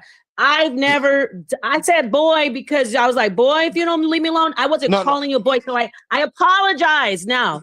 Hold on. I'm gonna call you. I'm gonna call it to Nepal. I let you go. I let you interrupt me when I was talking. I'm trying to call something to your memory because I want you to understand that. All right, never mind. I'm trying to get some comprehension between us two so we can be on a cordial piece. But I see you just want it to be your way. So it's cool, no, we're cordial. We're cordial. It's cool. Finish saying what you need to say, and then I need to get back to the debate. I'm gonna say no. I did not say soup coolers. I say that to everybody. Everybody. So go ahead. I'm not gonna make that up. Nepal, you said that to me on a live when I was on live with y'all. No, I say soup cool. No, I say soup coolers, but I don't say it because somebody's lips. I just say because your lip. Everybody's cool soup with their lips. I wasn't talking about your looks. That's what I'm saying. But go ahead and finish. I got you now. I understand what you're saying. But yeah, I never disrespect. I never called you out your name. Never talked on your looks. Never none of that. Every time me and you argue and disagree, it's strictly on information. Strictly on that. And I always wanted to stay that way. So, in talking to you, not only just for respect for Sa, but in respect for you, I never call you out your name. I talked to other debaters way worse while y'all on here capping. I didn't call the Sarum Ka stupids and all type of stuff. King J, I didn't insult to them way worse. All I do is match Nepal energy. Y'all want Nepal to get treated like a male debater? I'm going to treat her like a male debater with some male debater. Yeah, they try to act like we treat you different. There's no sex in debating. I'm just saying, I'm gonna give you the same energy I give males. I don't mind the energy, brother. Can you please get back to the information though? People that send up here. Yeah, but don't look at the chat. Don't just talk about the debate. What's up? So you want I laid my premise down. It seemed like you misrepresenting me because you obviously it sounded like you're just not listening very clear. I never said the Israelites never worship any other deities. I never made that claim. My claim has always been in the Bible and in the Israelite culture, as in we can see in other Semitic cultures and religions. El is just the word for God, literally. Because El functions as a personal name in Ugarit, has no premise on other ancient Semitic cultures, which is what I showed several times in my debates. Akkad and Ebla predates Ugarit. They don't have a god named El. Several scholars have stated this. So why don't they have a god named El, but they have the word El? And I noticed every time I ask people for these actual texts of Yahweh being a second tier deity as a statement that you claim, and I challenge you on, nobody actually pulls the text. Now, and don't get me wrong, Nepal, I don't mind answering your questions, but I want the same answer for my, like, if I'm actually going to answer a question, I want an actual answer to my question as well. So you're saying, oh, it's in the Ugaritic text. That's not an answer to my question, because for one, I know it's not in the Ugaritic text. I have the Ugaritic text. And I also have the scholars that quote the Ugaritic text. It's not there. They actually state that it's not there because these people keep trying to merge El and Yahweh. So the scholars make it a note. They make it known that El Elyon is not a deity in Ugarit. So when you said that, I'm trying to give you information and spare you, but you want to jump out the box. So let's just set the debate up. I don't understand the point of us sitting up here going back and forth when we know where we disagree. I know where you disagree. I don't understand where you're not getting where I disagree. The other cultures in Canaan and Ugarit, stop trying to merge those with the Bible and with the Israelite culture. There's two different cultures, two different ideologies, two different gods. Is not the same. They don't start off polytheistic. That's a false. What's the word I want to look for? That's a false hypothesis that's put by these scholars that are jumping cultures and jumping texts. If you don't understand that, I don't know how else to help you, except for just beat you up in a debate. Okay. So you asked me when I said I'm up here teaching. I just want to recap because we're going to get the title down for the debate. You asked me. First off, you said you don't agree. You hit the panel. I said, what do you disagree with, basically? You said that you disagree with me teaching the Elohim are a council of gods not the Most High God.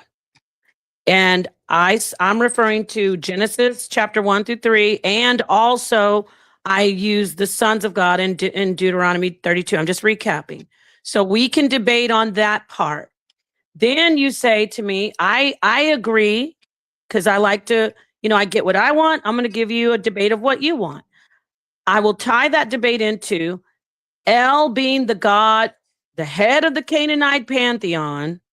And you say, if you could correct me if I'm wrong, you say that I'm wrong about that. I won't be able to find that in the Ugaritic pantheon, that El is the head God, or that El's a part of that pantheon. Am I wrong? You just completely messed up what I just said again. See, that's okay. So tell me what part I messed up on. You said a lot. For one, the thing with the divine council, I said in Deuteronomy 32, and in what you're trying to refer as, and that's supposed to be the divine council, and it's supposed to have its connection in a divine council with Ugarit. That's incorrect.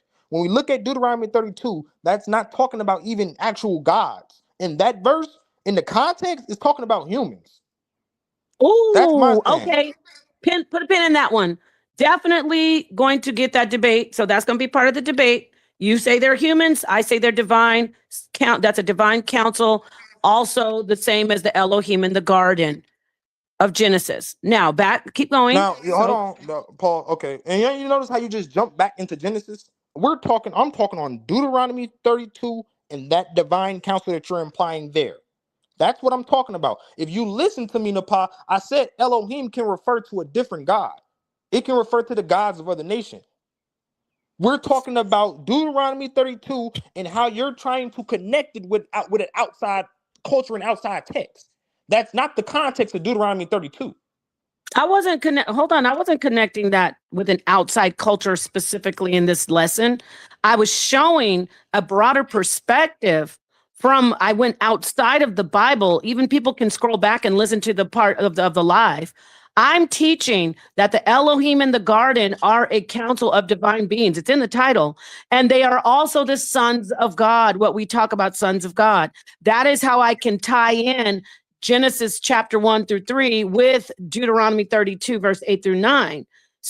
So that's my position.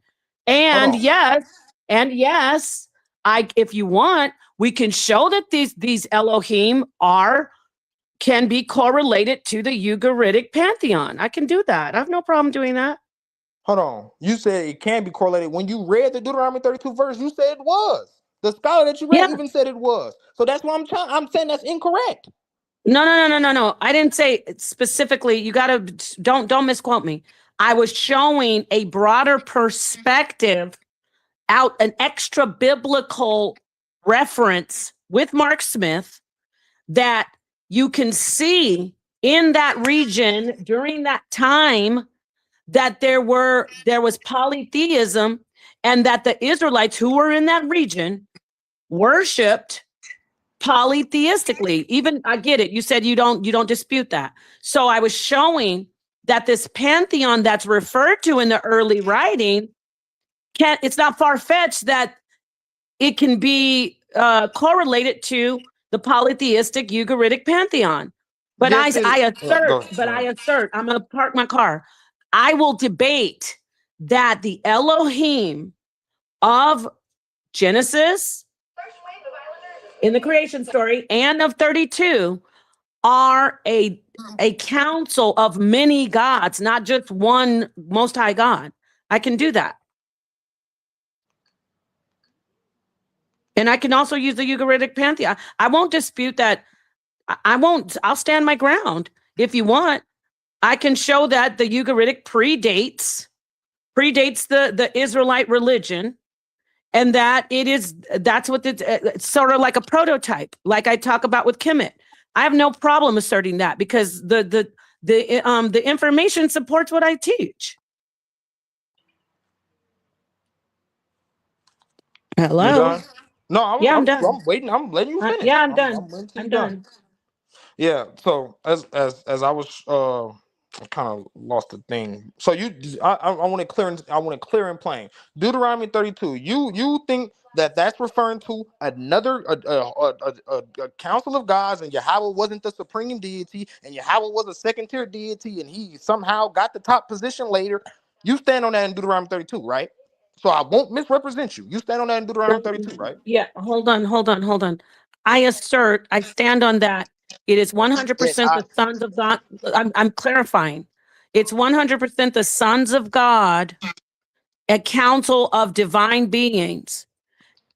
I'm not going to put in there and Yahweh wasn't a supreme deity, because I'm going to use factual information. Now, if you want to say, you just lost me. You just lost me. No, because that's what you want to see. You came in the middle. I'm trying to understand you. Like how you asked me, you want a clarification. I'm trying to understand because I just got lost. He's not the supreme deity. I mean, no, you saying you're not gonna say he's not the supreme deity, but you called him a second tier deity earlier. I know when you walked in, I was reading from Mark Smith, showing that that's where you came in, where Mark Smith said the tier collapsed from El Elyon, collapsed into Yahweh, and Yahweh became the top tier deity. And then I made a comparison. Do I agree yeah, I agree with that. Yes, and that's what I'm saying. That's incorrect. No. Stop. According to the literature, that you can see, that's where I'm agreeing. I'm not agreeing with my feelings. The literature shows. According to the literature shows that now we're talking about Hebrew, right? In the Bible, the El Elyon predates Yahweh. That's your stance. They weren't using but they weren't using. Then tell me why. Well, you don't want to answer questions. Then let me let people know. The fact is that Yahweh isn't anywhere in the original text in the Bereshit. When you look at the chapter 1, there's nothing referring to Yahweh at all. It's all El. So that's where I agree. Yes, I do. In the part, okay, I get that. That's your stance, and I disagree. And let's just get the actual debate. Last thing that I wanted, but I forgot the second thing that you said. The second thing was that they're a council of divine beings. No, they're not that part. It was the second thing that you said before we got to Deuteronomy 32 that I wanted to clear up, but I can't think of it right now. It just slipped my mind. Well, so we're going to debate that. We're going to debate Genesis chapter 1 through 3 and Deuteronomy 32, that those are sons of God, the Elohim council of divine beings, or no? And we can, and I can also add in some kind of nuance with and we can use the Ugaritic as proof. I don't know, because you really want to debate that. I have no problem showing the Ugaritic because it supports my. I don't know what kind of magic trick. No disrespect, but the Ugaritic shows that there's sons of God before the Hebrew Bible was written.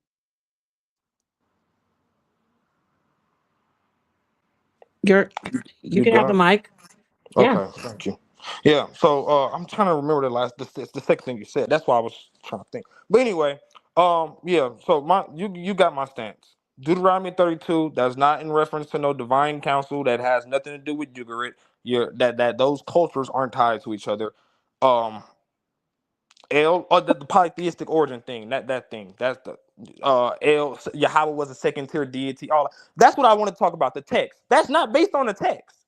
You keep saying the stuff in the text. That stuff not in the text. That's not in the Ugaritic text, and it's not in the Hebrew text. Yahweh was not even mentioned. Oh, if I can finish. No, Yahweh was not mentioned anywhere in Ugaritic. Right. So where is? I said right. I'm listening. I'm listening to you. Oh, I didn't hear you say right. So you keep saying it's coming from the text. What text? You're like I said, and you say you're not you're literally merging two different cultures. You're jumping from Ugaritic and then jumping back into the Bible and trying to merge them into one. Just because you see some of the same similar words. And I ask everyone this, right? Does Ugaritic have the authority on these words? Yes or no? Does these words predate Ugaritic, or does these words start in Ugaritic? I can't tell you for sure, but I guess you said you have information that El predates the Ugaritic. So that's not gonna hurt my stance. because it all came before. It all came before. No, it all came before the Hebrew Bible, so still fine. And then you said they didn't know Yahweh according to. You know what? Just let's just set it up. There's so many different things. Right, Like yeah, we can set it up. I don't even. At this point, let's just get the debate. I'm challenging you on the polytheistic origin, the divine counsel that you keep trying to imply in Deuteronomy 32. I'm challenging you on Yahweh being a second tier deity. All of this is the challenge. Okay, so you can't say I'm not talking directly to what you stated in the video, as you said. All of these is what you stated in the video, and this is what I'm directly challenging you on. Okay, that's no problem. Because I told you where I'm getting the information from, and it's solid. So, because I told you where I'm getting my information from. The same scholars that you pulled up, Mark Smith, I got his work. The same where you want to go into the Ugaritic text, I got not only Mark Smith's Ugaritic text, I have another Ugaritic text that to fact check and go against his translation and make sure he's right. So, let's just set it up at this point. Okay, now can I host? Go ahead, Apostle. Yeah, Apostle wants to host it. Can I host it? Yeah, you could be the moderator. Yeah, why not? That's what I mean. Can I moderate? I don't mind. I have no problem with that. All right. That sounds great. Okay. So I was trying to be a good debate. Thank you, Apostle. Yeah. What do you say, Zaquan? I know you. I think you.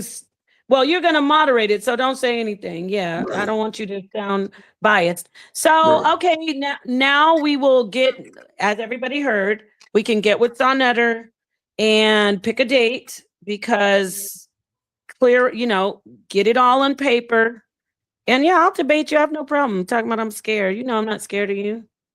You be talking about something I'm scared, I'm ducking you or something. Stop that, man.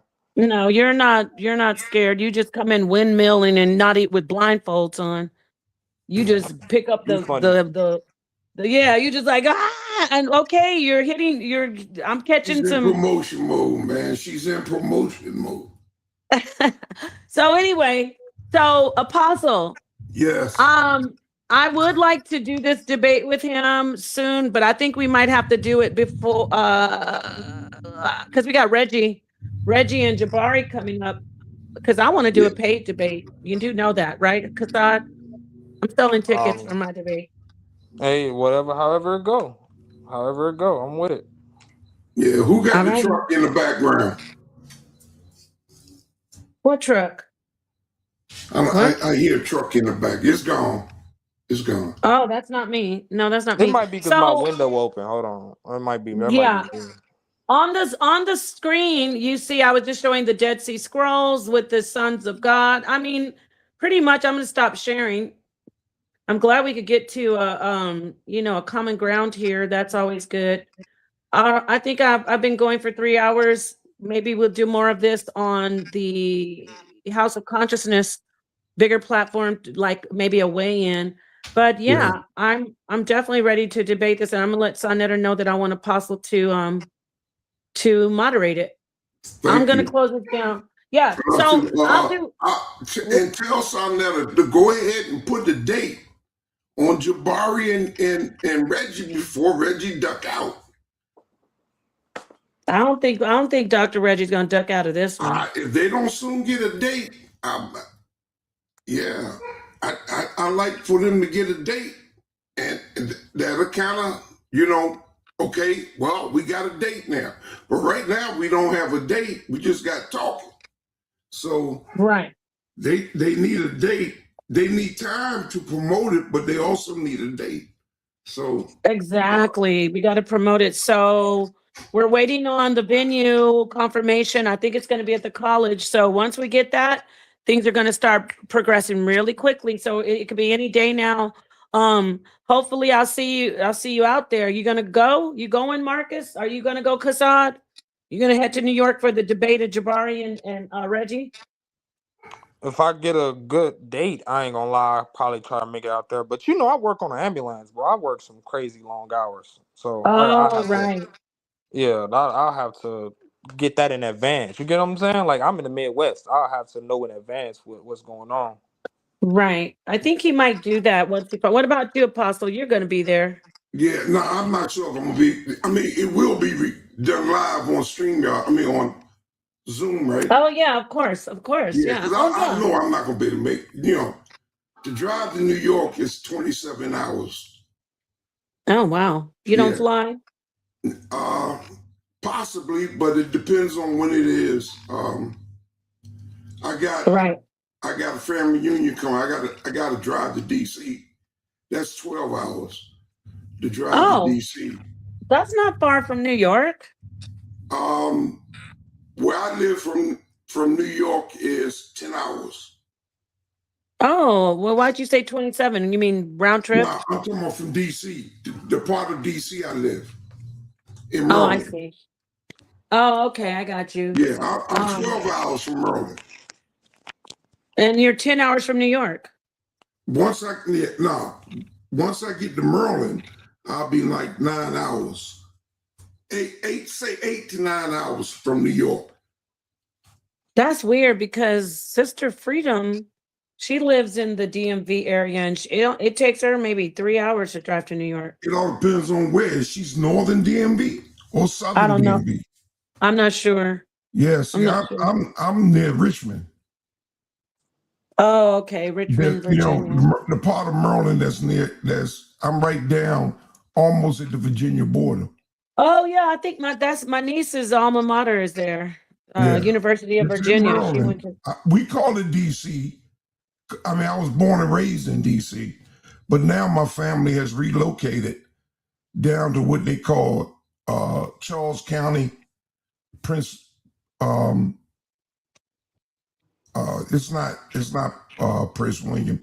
It's Charles County, La Plata area. It's like an hour and a half from DC. Okay. So it's far, but you don't want to. Well, yeah, it's gonna be on the internet as well. But I'm just seeing who I'm gonna be able to meet in person and who I'm not gonna be able to meet in person. I've never been talking about me and my spouse, making that trip, flying, and staying with y'all. I'm looking forward to it. Yeah, that'll be great. Oh my gosh, to meet everybody. Somebody, Lance DMV said not that long. I'm from DC, and it takes 4 to 5 hours. Yeah, that's what I thought. But if you live in DC, it'll take 4 or 5 hours. But I'm like, if to drive to DC, enter DC, it will take me an hour and a half from where I live in Maryland. Well, we got to figure out what the date is, give people time to plan, promote, get these tickets, because that's going to be the debate of the year, I think. Brother Reggie versus Brother Jabari. And in the meantime, I'm going to work on doing setting up the debate between Kassad and me. So, and Sonnet, are you listening? Apostle's going to be the moderator. All right, everybody. Let me say this before y'all go. Yes. I don't know if it was the best debate, but it's up there. The debate with Morpheus when I beat up Morpheus. Oh, that was good. Yeah, that was a damn good debate. You said when you was that a good debate? Oh, that was a great debate. I loved it, and I got to moderate it. The debates we've been having this year are top tier. I'm saying I love the debate. Yeah, that was Apostle. You impressed me. I'm not gonna lie. You pulled out all your A game on that one. All your A game. Shout out to Brother Morpheus. He definitely brought his A game. He was a tough, very formidable opponent. So toughest environment. That was great. God be praised. All praise to the Most High. So let's see. Beautiful G, our sister says, good show. Thank you so much for everybody tuning in. We will do more of this. And no, Marcus, I'm not running. Once this ends, you guys will not have to worry about not hearing about me debating Kassad. I will definitely debate Kassad. And let's get it in. Let's do these debates. Toughest environment. One more commercial. Yes, sir. A show coming up I'm putting together. Showing the differences of Genesis chapter 1, 2, and 3. Genesis chapter 1, verses 1, 2, and 3 how different they are using the Hebrew. And I'm going to use the moderate Hebrew. I'm not even going to use the Paleo Hebrew. I'm going to use the Masoretic and show that it differs substantially from the English. Wow. You know what? I thought of you. I thought of you, Apostle. I'm glad you mentioned that. When I was looking at how the Masoretic text has how the scribes manipulated and removed so much. Oh yeah, yeah. I was thinking about your teaching, so yeah, that'll be great. I've been saying that for a long time. You know, I'm the only one. Seem like my Hebrew family, they go along with these small hats. I don't understand it, man. How can they put their trust and faith in these people to do anything to promote them in any kind of way? Well, I was showing earlier in this lesson the difference between Deuteronomy 32 and 8 compared to looking at the textual criticism with Michael Heiser with his information.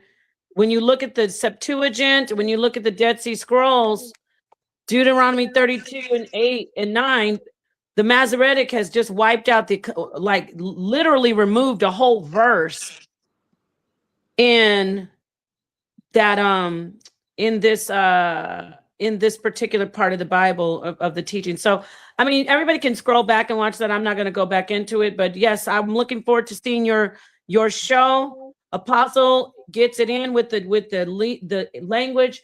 They don't know what they're talking about when they try to come at you. I'm saying it to my brothers and sisters. When they come at Apostle about the Lashawan, the Paleo Hebrew, or whatever you want to say, Phoenician, whatever you want to call it, they are not winning because he has facts on that. Definitely. So whenever you're going to do it, schedule it. You said you're doing it when? When are you doing your lesson? I'm still putting the information together. Okay. I'm showing that I'm retranslating it back to the original.